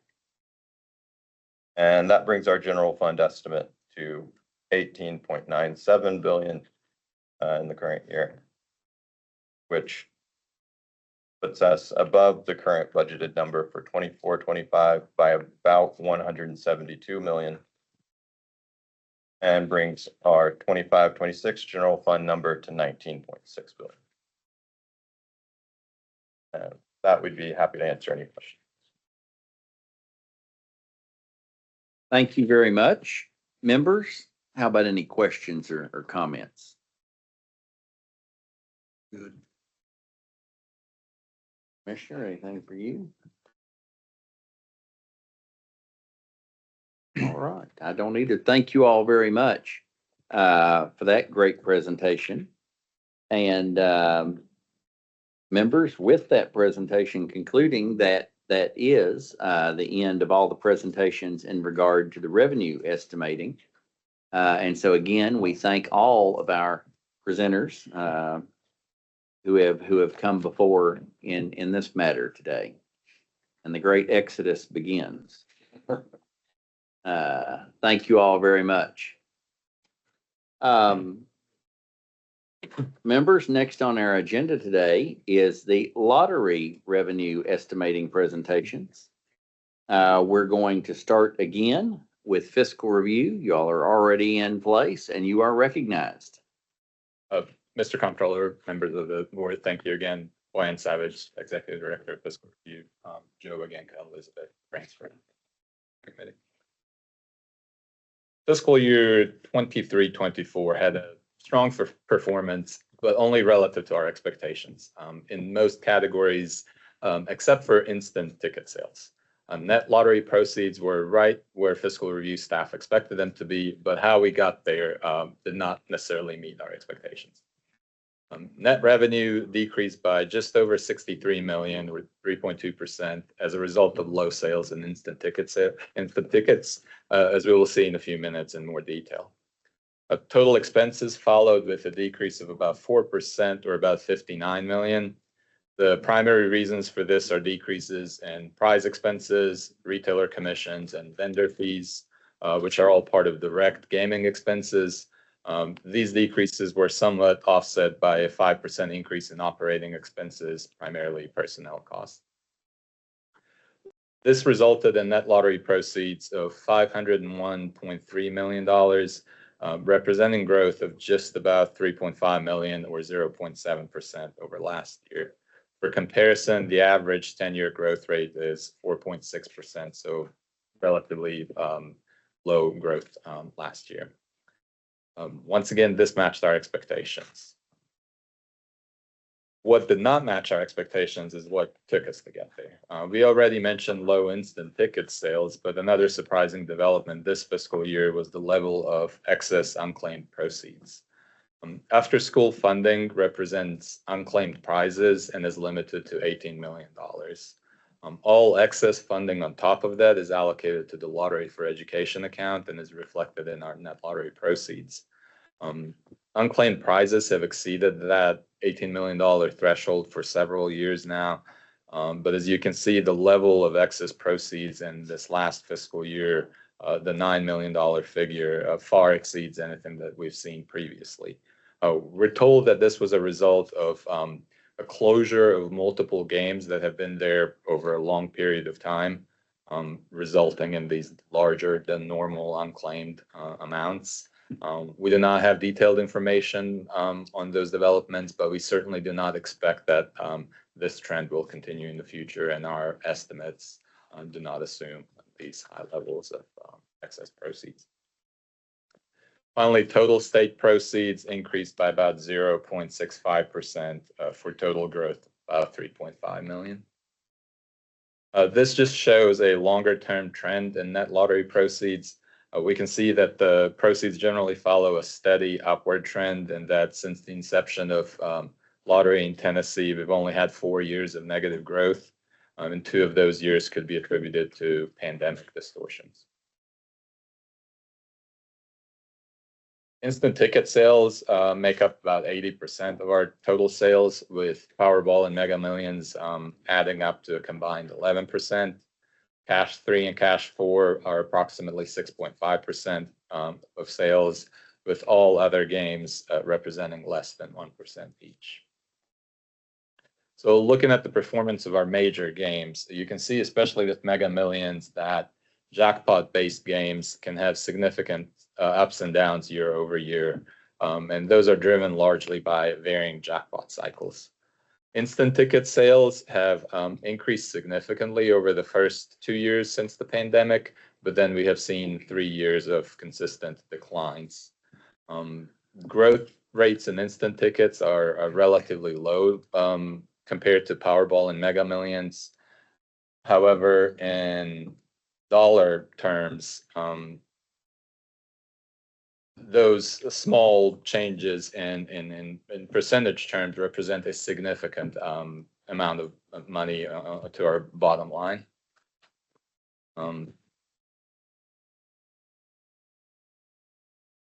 This is a longer term trend of instant ticket sales. And once again, it really paints a picture of that significant increase in sales during the pandemic, with a couple of years of moderation, putting us back to that longer term trend line, and then a significant drop off this last fiscal year.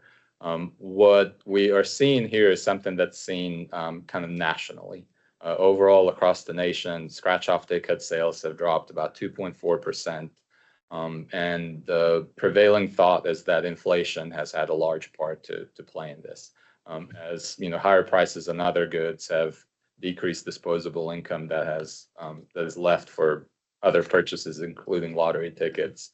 The sales of these games have taken a hit as well.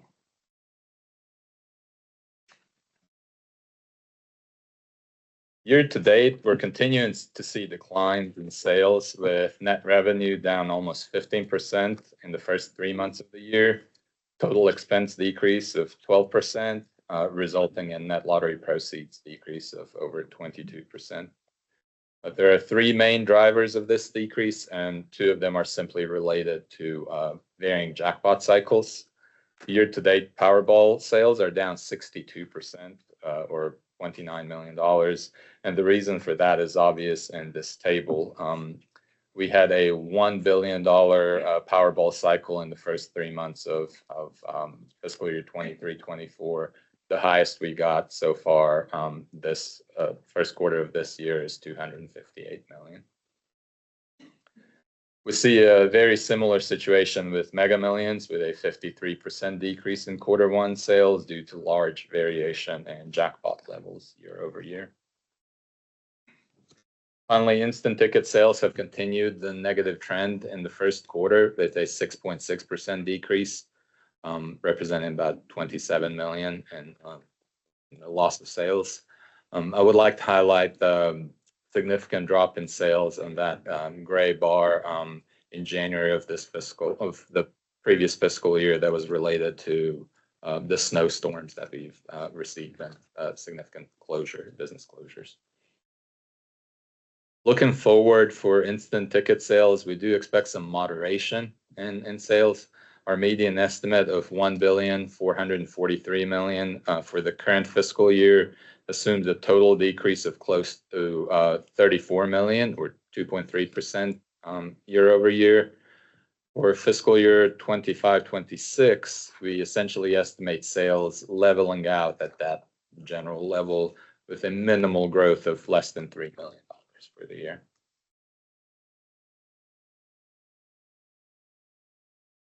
We already mentioned relatively strong Powerball sales last year with growth over 15 million. As you can see, while the highest jackpot cycle last year did not exceed that of fiscal year 22-23, we've had a significant increase in jackpot drawings over 500 million. That's the 45 number relative to 16. And this led to an overall growth in sales.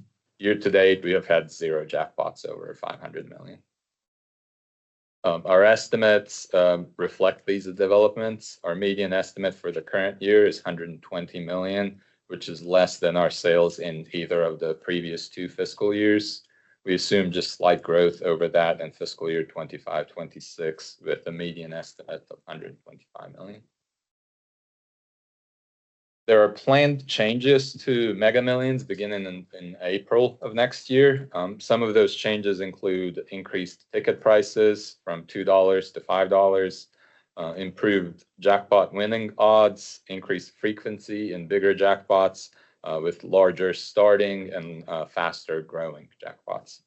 These changes are presumably made to increase overall sales of Mega Millions.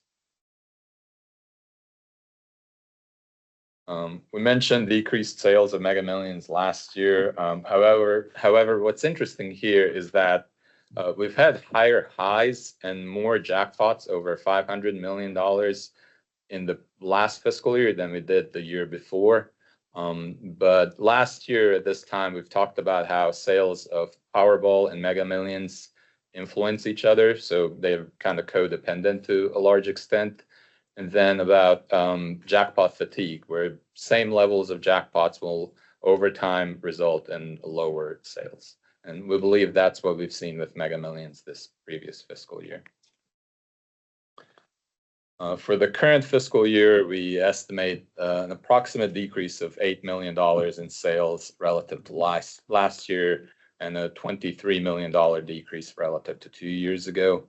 For fiscal year 25-26, our median estimate is 85 million, representing growth of about 20% relative to current year. And this is reflecting higher anticipated jackpot levels that are supported by the planned changes to the game itself. And finally, just a quick overview of all other smaller games. Cash 3 and Cash 4 both experienced moderate growth of 2.5% and 2.8% respectively, for a combined total growth of about 3.3 million for the year. After a relatively strong performance during the pandemic, we've seen some moderation in recent years, still, however, slightly elevated. Cash 3, a relatively larger game, has seen some very recent declines with a 7% decrease in Q1 of this year. Our estimate for the current year assumes an overall slight decline for both games of approximately 1.6%, with sales leveling off in year 2. Tennessee Cash is a jackpot-based game that has generally been trending downward over the years. We're continuing to see lower lows with this game. Sales of the game decreased by almost 16% last year, but year to date, we have seen jackpot performance matching that of the entire fiscal year 24, with resulting Q1 sales growth of over 14%. And due to this strong Q1 performance, we're forecasting slight growth in the current fiscal year, with our median estimate of 14.1 million. In year 2, we are assuming a $500,000 decline in sales, returning us to that longer term trend. Lotto America is another jackpot-based game. 2 years ago, we've seen a historic jackpot level that was combined with some game changes. This led to tremendous growth in fiscal year 22-23, and an anticipated retreat to more normal levels since then. Last year's decrease in sales was approximately 40%. This table highlights the difference between the last 2 years, with 114 drawings over $15 million 2 years ago, relative to 0 such drawings in the last fiscal year. We anticipate just a slight bounce back this year, with median sales of 10.4 million, followed by a decline to about 10 million in the year that follows. Keynote To Go has been consistent and steady on its downward path over the last few years, with a decrease of almost 15% last year and a 14% in Q1 of this year. We see no reason to deviate from that trend. We estimate a decrease of 15% in the current year, and a lower percentage decrease in year 2 of 7%. Cash for Life was in a steady downward path until mid-2019, when we've seen kind of an unexpected jump, but have since resumed that downward trend. Those sales have decreased by 8% last year and are down 6% in the Q1 of this year. For the full year, we anticipate kind of a continuation of that trend, with 9.9 million this year and 9.5 million in year 2. And finally, Daily Tennessee Jackpot game was introduced in November of 2022. Typical with new games, you see that initial excitement, but a very quick drop off in sales, and generally a downward trend since. Total sales last year were 8.6 million, and Q1 sales of this year are down by approximately 28%. Our estimates assume some leveling off, with anticipated sales of around $8 million in each of the two years.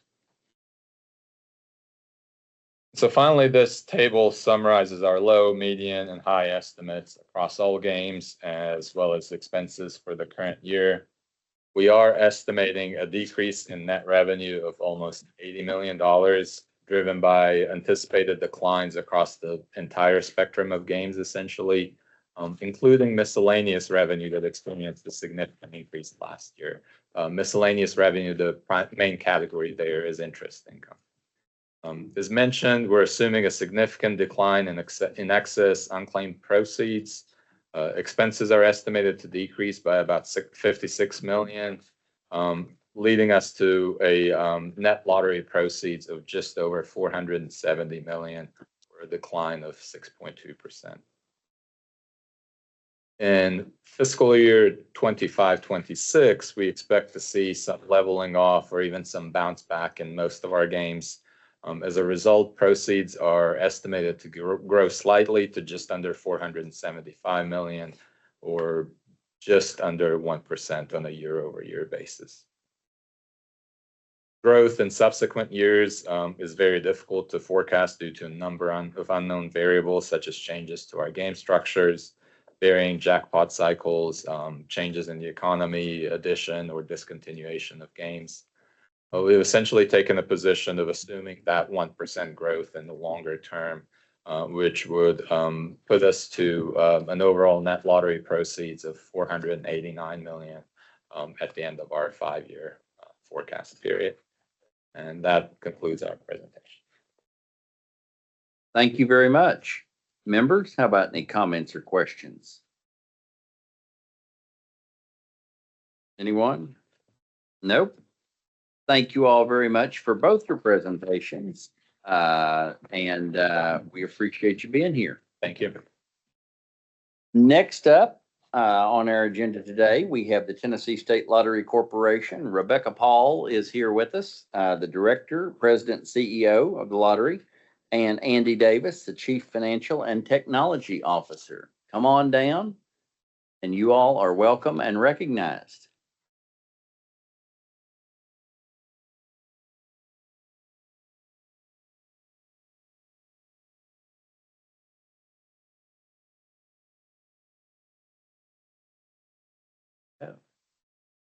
Thank you all. We appreciate having the opportunity to be with you today.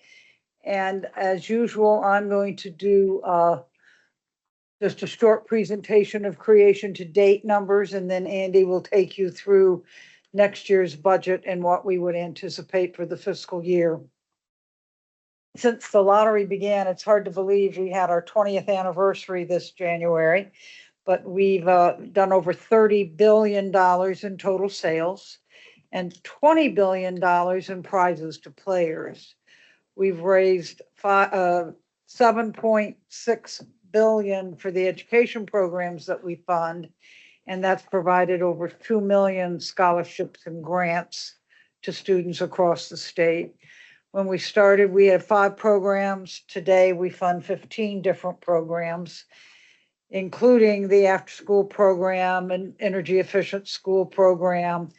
But the vast majority of what our dollars go to are scholarships and grants for post-secondary schools. As you saw in the last presentation, we've had steady growth of almost 5% a year for the last 20 years. Instant games continue to be about 80% of our total sales, and where we try to focus a lot of our energy. Our net lottery proceeds have grown on an average of 4.2% a year since the lottery began. This fiscal year, our total revenues are $612 million as of October 31st. There are really 2 things that have impacted the slowing down of where our revenues have gone. Certainly, big jackpot games. We were close to $2 billion in a jackpot first quarter of last year. That hasn't occurred in the first quarter of this year. Yeah, who knows? It's the luck of the draw whether or not we will end up with a big jackpot by the end of this year. As you heard, we've been looking at some multi-jurisdictional changes, and Mega Millions will change in April, which will give us a few months hopefully of the opportunity to have bigger, faster growing jackpots. For those people who don't want the price increase, we'll have Powerball stay at $2 and Mega Millions will be at $5. We're also looking multi-jurisdictionally at combining 2 national Cash for Life games and making those a more attractive product. Takes us about 18 months to do multi-jurisdictional game design because of the rulemaking process in a number of jurisdictions, and you have to allow for the longest rulemaking process in any of the 46 states that sell those products together. I'm optimistic that with some of the things that we're doing that we will turn around that slowdown. However, there's, in addition to big jackpots, I believe we're finally beginning to see the impact of sports betting. They're, I think, about $5 billion a year. And their sales are all online and we are not selling online at this point. So I think there are some things that we can do that can help us be more competitive, and we're certainly looking at trying to do those things. And I'll turn it over to Andy for the budget for next year. Thank you. The report that you have in front of you, basically, we finished our first quarter that Rebecca mentioned, where our year-to-date revenues were 460 million for the first quarter, generating 103 million in terms of net lottery proceeds for that quarter. We have three major game categories that we track. Instant tickets, which Rebecca mentioned, it's about 83% of our sales through September 30th through the first quarter. Our Tennessee draw games, Cash 3, Cash 4, Daily Tennessee Jackpot, Tennessee Cash, and Keno to Go generate about 9% of our revenues.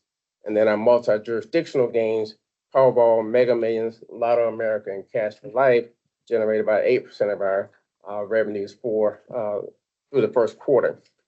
When we look at the games that matter the most, we talk about instant tickets. Instant tickets obviously contribute about what we estimate now to be about 81% of our revenues this year. We're projecting the range of instant tickets between 1.62 to 1.66 billion this fiscal year. We're going to be launching about 55 games this year from a $1 price point up to a $50 price point.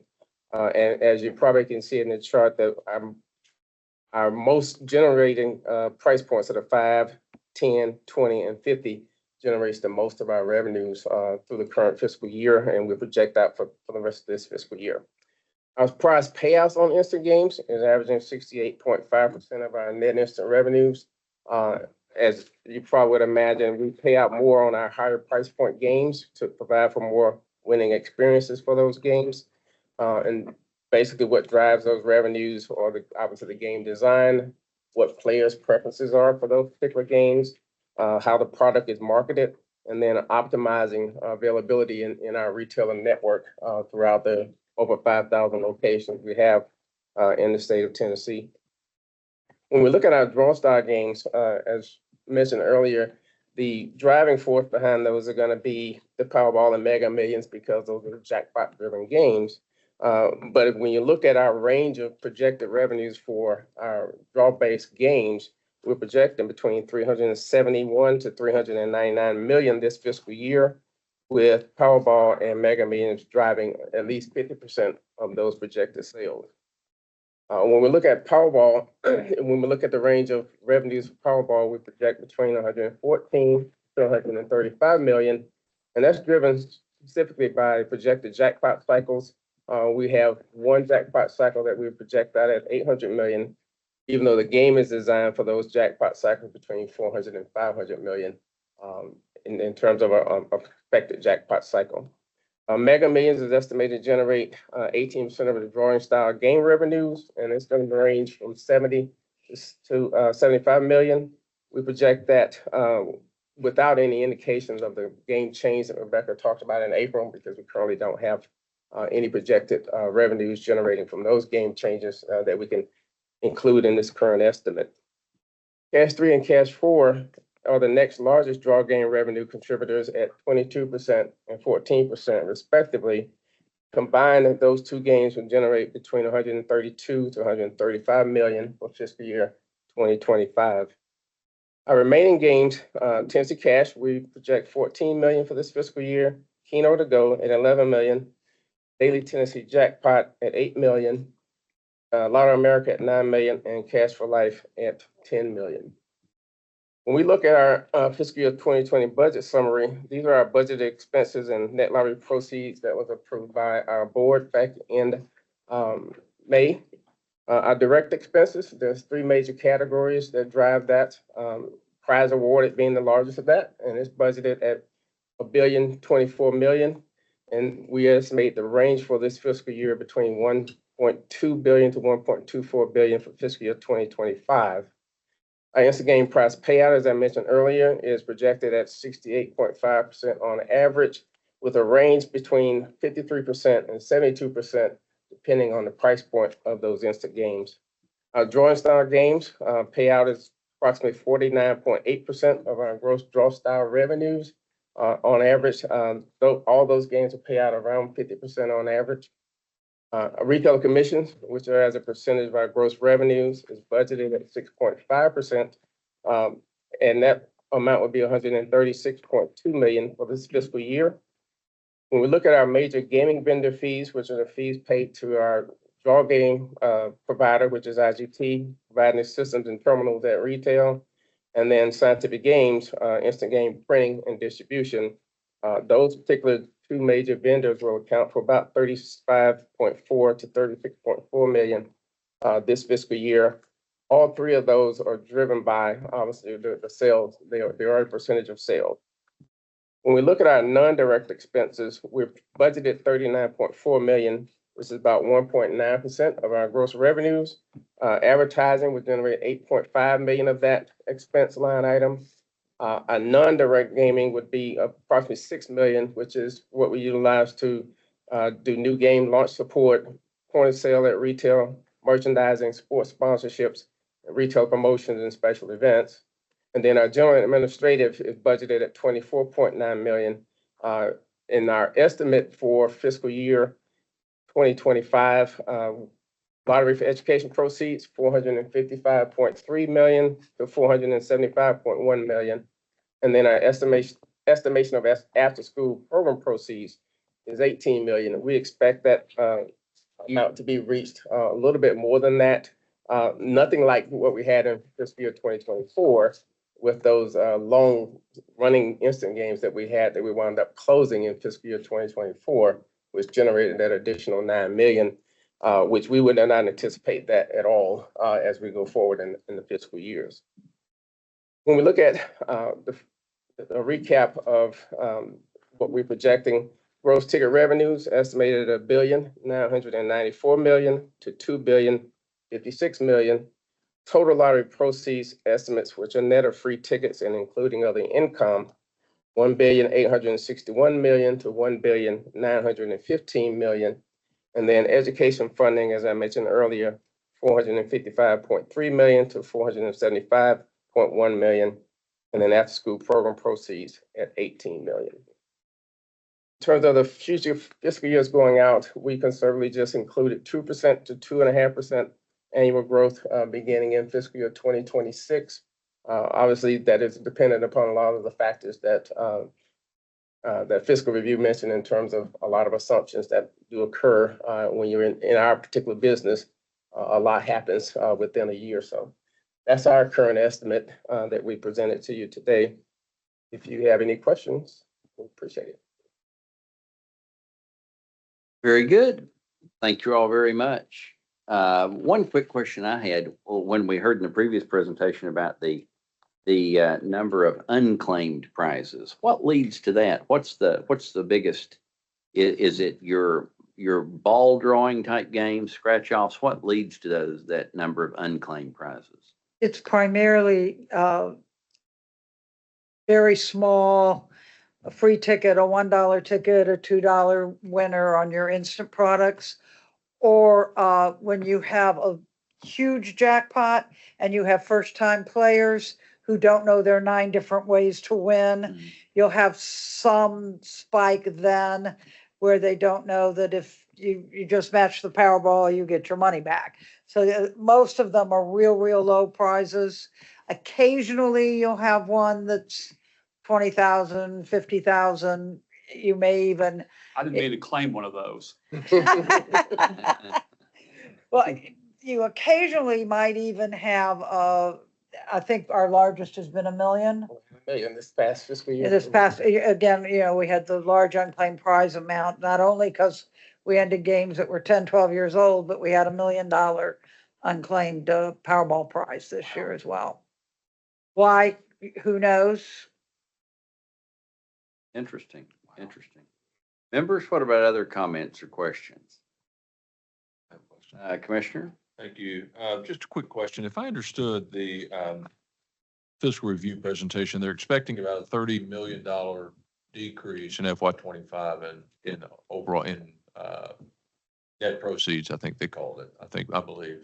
And you've got about 11% increase in direct and indirect, well, non-direct expenses, actually. Can you, what are those, what's that increase in those expenses for? Generally, what we do is we budget out what we call our non-direct expenses. We budget those out based off of just our operating costs. That's lease, those are salaries and benefits. Those are everything related to operating the business that's not specifically related to revenues generated at our retail locations. So it's all of your general and administrative costs associated with it. Now, understand that we budget that, but that we don't necessarily expend all of those funds. Those are our max exposure in our budget that we have approved by our board. But we operate off of what we believe is necessary, and I would probably venture to say we probably have not met those budgeted numbers in the last 3 to 5 years. Because we are a relatively lean organization. We have 170 positions that we've had 20 years. We don't build on positions. The only time we add positions is generally when we are talking about our retailer to LSR, our sales reps ratios, where we have 100 retailers per sales rep. If we increase our retailer count, then we're going to increase our sales reps as well. But very seldom are you going to add positions just for the sake of adding. You may have said that in there, and I missed it, but what's the extra $4 million budgeted for? The extra 4 million compared to last year? I would have to get the details to provide that to you. Just some general guidelines would be great. As I mentioned, we obviously will Just send max. it over to me. We budget salaries and benefits and health insurance as if we are maxed completely full. We don't incorporate any attrition in those numbers. Okay, great. If you don't mind, just shoot it over to me. That'd be Sure. Thank you. Further questions? If not, thank you all very much. I will ask just curiosity, what area of the state is your highest sales? Is it down around Ardmore? Where do you Yeah, have the your, top 10 retailers are in Ardmore, Fayetteville, Ardmore, Lincoln, Fayetteville. near the borders? Absolutely. Yeah, very good. Thank you very much for being with us today. Thank Thank you. you. Next up, we have the Tennessee Student Assistance Corporation, Tim Phelps, the Senior Director for Grant and Scholarship Programs. Come on down. You are recognized.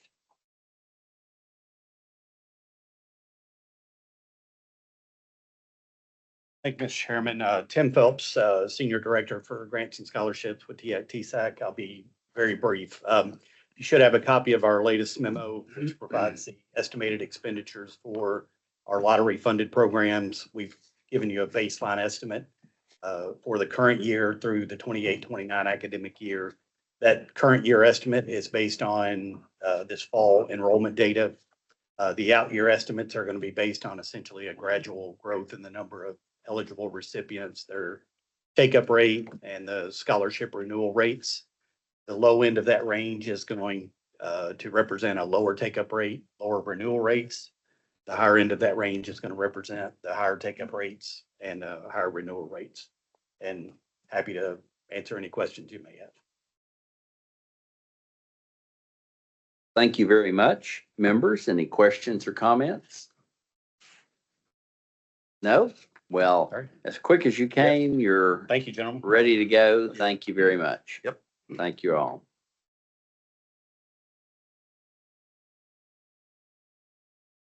All right, members, that brings us, the next item on our agenda today, as we did last year, we have a presentation from the Tennessee Sports Wagering Council. The Executive Director, Mary Beth Thomas, is here. Come on down and you're recognized.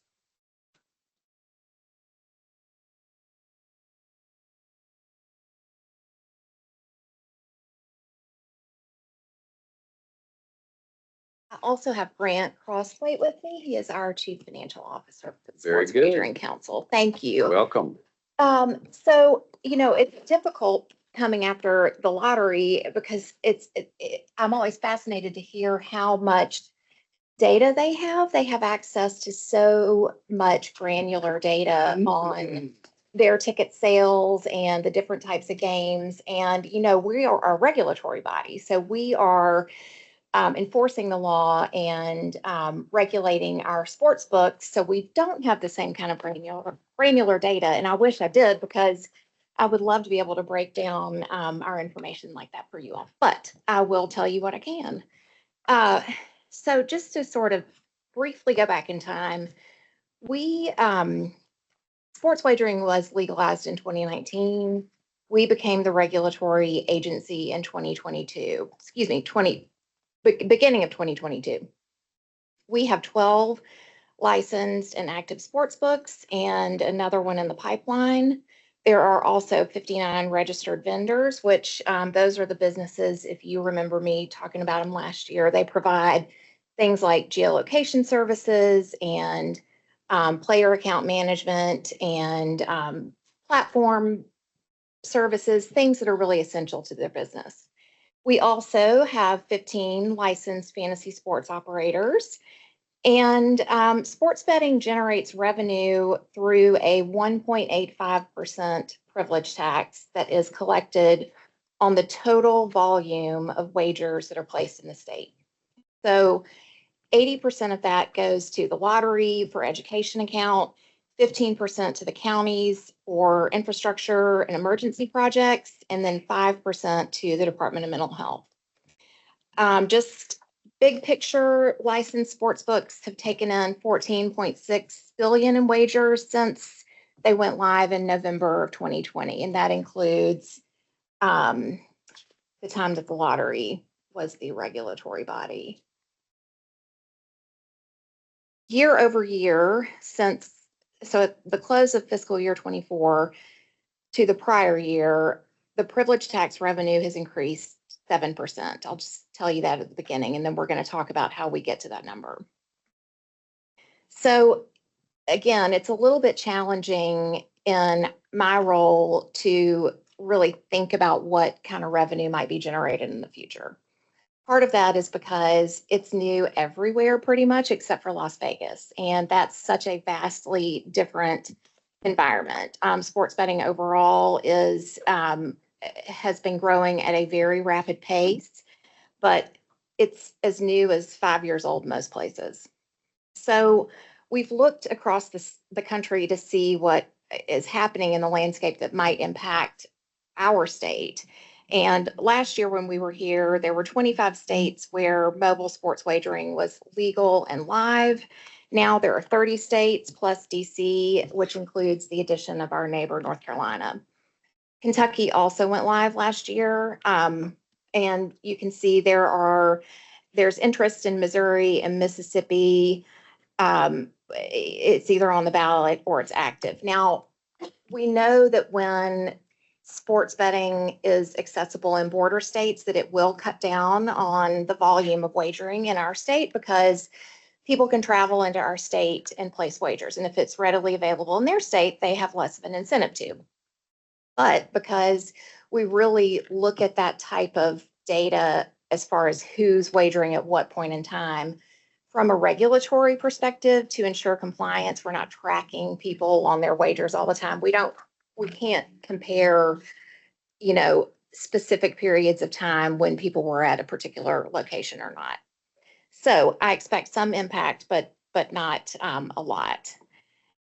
So, we've gotten a better, I think, understanding this year about the number of accounts that are in our state. Last year, we discussed some data that was available through our geolocation service that we have that showed an estimate of maybe 1.5 to 2 million accounts. I think that really was considering all of the accounts that were active over a whole year.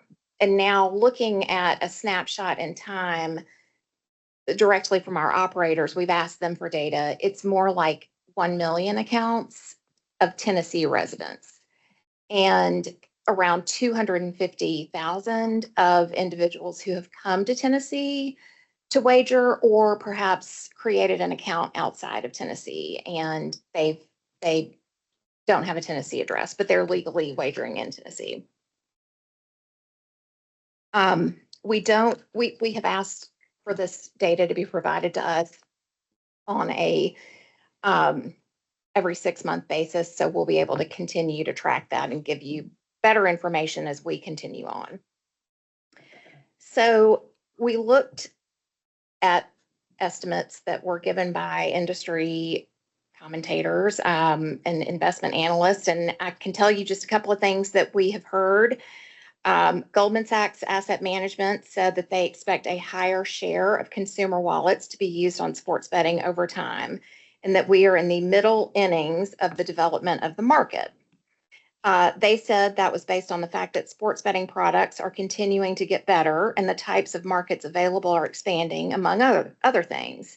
And I can tell you from our perspective, the types of markets that are available are expanding. You know, it used to be, I think people thought about football, basketball, hockey, baseball, and we get a lot of requests for approving wagering markets on things that are, you know, things that you wouldn't really think about wagering on. Skiing and pool and cornhole, things that are really, you know, different markets. So that should cut out a little bit of the ebb and flow. I know Secretary Hargett, I think last year you asked a question about average wagers that were placed. And thank you for asking that, because it caused us to then ask our operators to give us that data on a regular basis. And so we've asked for every 6 months for data about average, median, and mode. And so I'm just going to tell you very briefly, the average ranges between our 12 operators between $10 and $150 per bet. But the median ranges from 5 to 30. And the mode, which I had to go back to, like, you know, 7th grade to really think about that. But the mode, which is the number that appears most often in the data set, is 5 to 10, depending on that sports book. So and Dave Smith has really taken a good look at this, and he couldn't be here this afternoon, but looking at that data, we think the average, the most reliable average, is that Tennesseans are wagering $5, $10, $20, somewhere in that range. So on that same kind of track, the American Gaming Association reported that while wagering has grown significantly across the country year over year, and from 2023 to 24, they report a 35% growth rate, which includes new markets. They believe that there could be some cooling because of the fact that there is, you know, economic uncertainty. And so and a better establishment of markets. So when we started looking at our state in particular to try to compare, at least to give you a little bit better detail about maybe another state that's had another year under its belt, we looked at Virginia and we looked at Indiana, because they have comparable populations, and while they have in-person casinos, they also have mobile wagering. But nonetheless, there are lots of differences in those states about what types of markets are offered, and you know, whether credit cards can be used by players and things like that. But I can tell you that if we look at Virginia, the growth rate in Tennessee from 23 to 24, based on the total wagering activity, was close to what Virginia saw. And we were on the same track as Timeline. So our third year of operations, there was about a 20% growth rate. Indiana, going into its fourth year, it dropped down to 8.3% of a growth rate. And so I believe that we are going to see some slowing on our end too. Now, this is the total wagering. So that's a 20%. And we're going to talk about privilege tax in a second.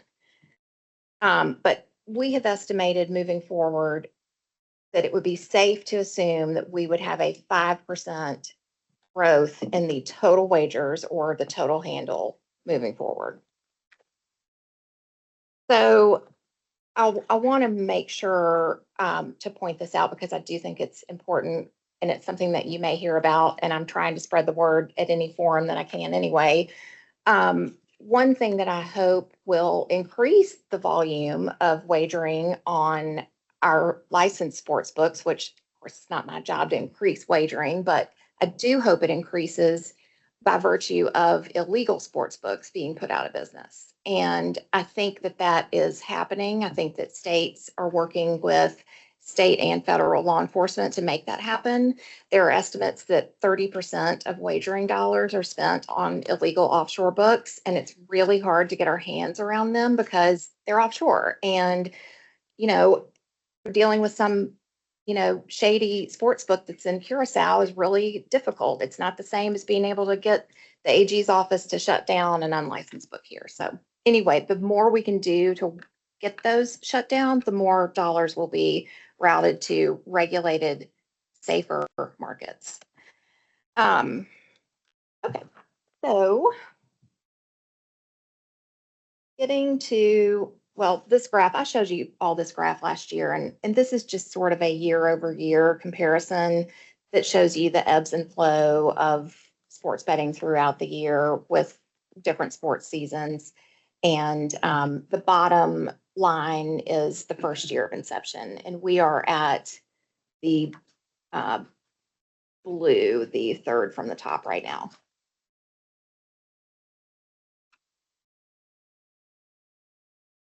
So, as you all know, we had a change in our privilege tax structure that went into effect with last fiscal year being the first full year. And it resulted in an increase year over year of around 7% from 23. And if you calculate based on the gross handle being a 5% increase moving forward, these are the estimates that we get for the future years. Oh, what questions do you all have? Thank you very much. Thank you for being back. Let me start off with a question, making sure that I understand exactly how we earn. Do we earn based off of a bet placed while someone is in Tennessee? Even if they reside in another state, if they come into Tennessee and place that bet, even if they live in another state that has sports gambling and have their registered address in that state, do we make money based on bets placed in Tennessee? Yes, we do. And if a bet is placed in another state, yet the person lives in Tennessee and has a registered payout address in Tennessee, we don't make money because they were geo-fenced in another state at that time. That's correct. Similar to the question I asked Director Paul about the lottery, about where the hottest gaming areas are, the lottery ticket sales are. They're on the border at Alabama and Mississippi. Where do you find most of your bets are placed? Do you have that data? Well, like I mentioned before, we have this geolocation platform that we can see when individuals are accessing their accounts in order to be geolocated to ensure that they're in the state, and also it also serves to deter some fraud and proxy wagering. But it's not a round the clock type of thing. So it's a picture in time at various times. However, looking at that, you can see the big cities, obviously, because the population is greater, have the biggest wagering concentration. And I will say Memphis has a really big wagering concentration. There is always a big light around Memphis. There's a lot of activity there. Mm-hmm. Do you have businesses, what you could call a betting parlor that opens up somewhere that people come hang out, have a drink, make bets, or do they pull over in a parking lot and just make their bet? What, do you have any of that data? No, I mean, there's no official betting parlor. restaurants are not allowed to have kiosks or anything. Bars aren't allowed to have kiosks. So if you ever see anything that's branded with a sportsbook name, it's just a branding arrangement and they Right. might show something on the screen, but it's not a place where they could go and actually place a bet on anything other than their mobile device. But with that being said, where do people travel across the border and wager? I don't know. If they're traveling across the border to do it, the geolocation technology is so sensitive that pretty much once they cross the border, they can place a wager. So, Interesting. mhm. Well, if I could Ms. follow- Secretary? Thank you, Ms. Comptroller. But to that end, you would have a betting party, you can't have kiosk, but there are probably certain establishments that do set up places that have multiple TVs in an area and certainly highlight the fact that, you know, they've got great Wi-Fi that you can come in and be able to watch sporting events and place bets, right? Sure. Okay. I don't really have a question for you. I do have just one comment. I think it's great that, you know, a moment ago, we had Rebecca Paul, and I remember 20 years ago, when we lured Rebecca Paul away from another state, we felt like we had grabbed this crown jewel, and that's proven to be a great hire for our state lottery and for all the students who have reaped the benefit of that.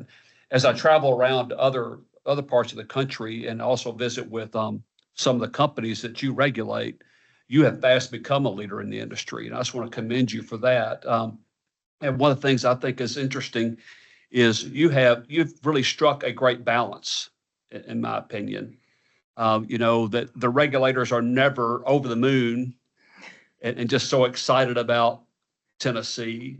But we've done it the right way here. And the day that I think those regulated companies feel like that everything is just absolutely perfect here, that would be a sign to me that maybe we're not doing enough. And I think y'all have really done a great job of striking that balance. So, but your reputation is extending well past our borders. So just want to thank you how you serve us. And all I don't know, I'm not surprised at all by that because you serve one of the greatest people ever to serve on the first floor of the state capitol. So thank you for your great work. Thank you. That is very kind. And you beat me to that. I definitely have had an amazing teacher right before this. So thank you. We can't be overlooked that the comptroller's office has offered even more people in terms of the general counsel and Jacqueline Harding, who's sitting back there. So in terms of the number of people, that can't be overlooked. No question. Thank you. No question. Any other comments or questions? Thank you all very much. Thank you. Members, next on our agenda today, you have in your packet a memo. Our next item is a request to the board for consideration for program funding for the fiscal year 25-26 from net lottery proceeds pursuant to TCA 451-111 C2B. Members, I will present to you today, and again, you have in your packet a request from the Department of Education for $23,000 in net lottery proceeds for Lottery Scholarship Day for the fiscal year 25-26. The requested funds will support improvements and enhancements for educational programs and purposes, and such net proceeds shall be used to supplement, not supplant, non-lottery educational resources for the educational programs and purposes. The board is to acknowledge the request from the Department of Education, and unless there's any comments or questions, we'll consider this request acknowledged. Seeing none, the request is acknowledged. Next up on the agenda today, we have a report on local government finances approval of a note issuance by Cox County pursuant to Tennessee Code Annotated 913-210. Steve Osborne from the Comptroller's Division of Local Government Finance is here to present. Steve, you're recognized. Thank you. Thank you, Comptroller. Thank you, members of the board. Steve Osborne, Assistant Director for the Division of Local Government Finance. Title 9, Chapter 13, Part 2 of the Tennessee Code allows the Comptroller to approve tax anticipation notes that may mature beyond the close of the fiscal year. Local governments in a FEMA certified natural disaster area. Approval of these notes must be reported to the state funding board. Due to the recent flooding in East Tennessee, and as of the date of this agenda of this meeting, the Comptroller's Division of Local Government Finance has approved 3 tax anticipation notes for Cotton County. The notes are all $1 million each. They are for the general fund, the highway fund, and the solid waste fund, all interfund loans from the county's debt service. The notes were approved with maturity of June 30th, 2026. Since the agenda was posted, we have approved 1 additional note, and we anticipate additional notes to be approved into the future. We will report these at that. Members, any comments or questions? This is a report item. Steve, thank you for the report. Members, that brings us to the conclusion of our business for today. But it is important to remember for everyone on the board and for those watching or tuning in from elsewhere that in a moment, the motion will be to recess the State Funding Board to reconvene on November 25th at 9:30 a.m. right here in this same spot to hopefully vote on and approve the recommended revenue estimates.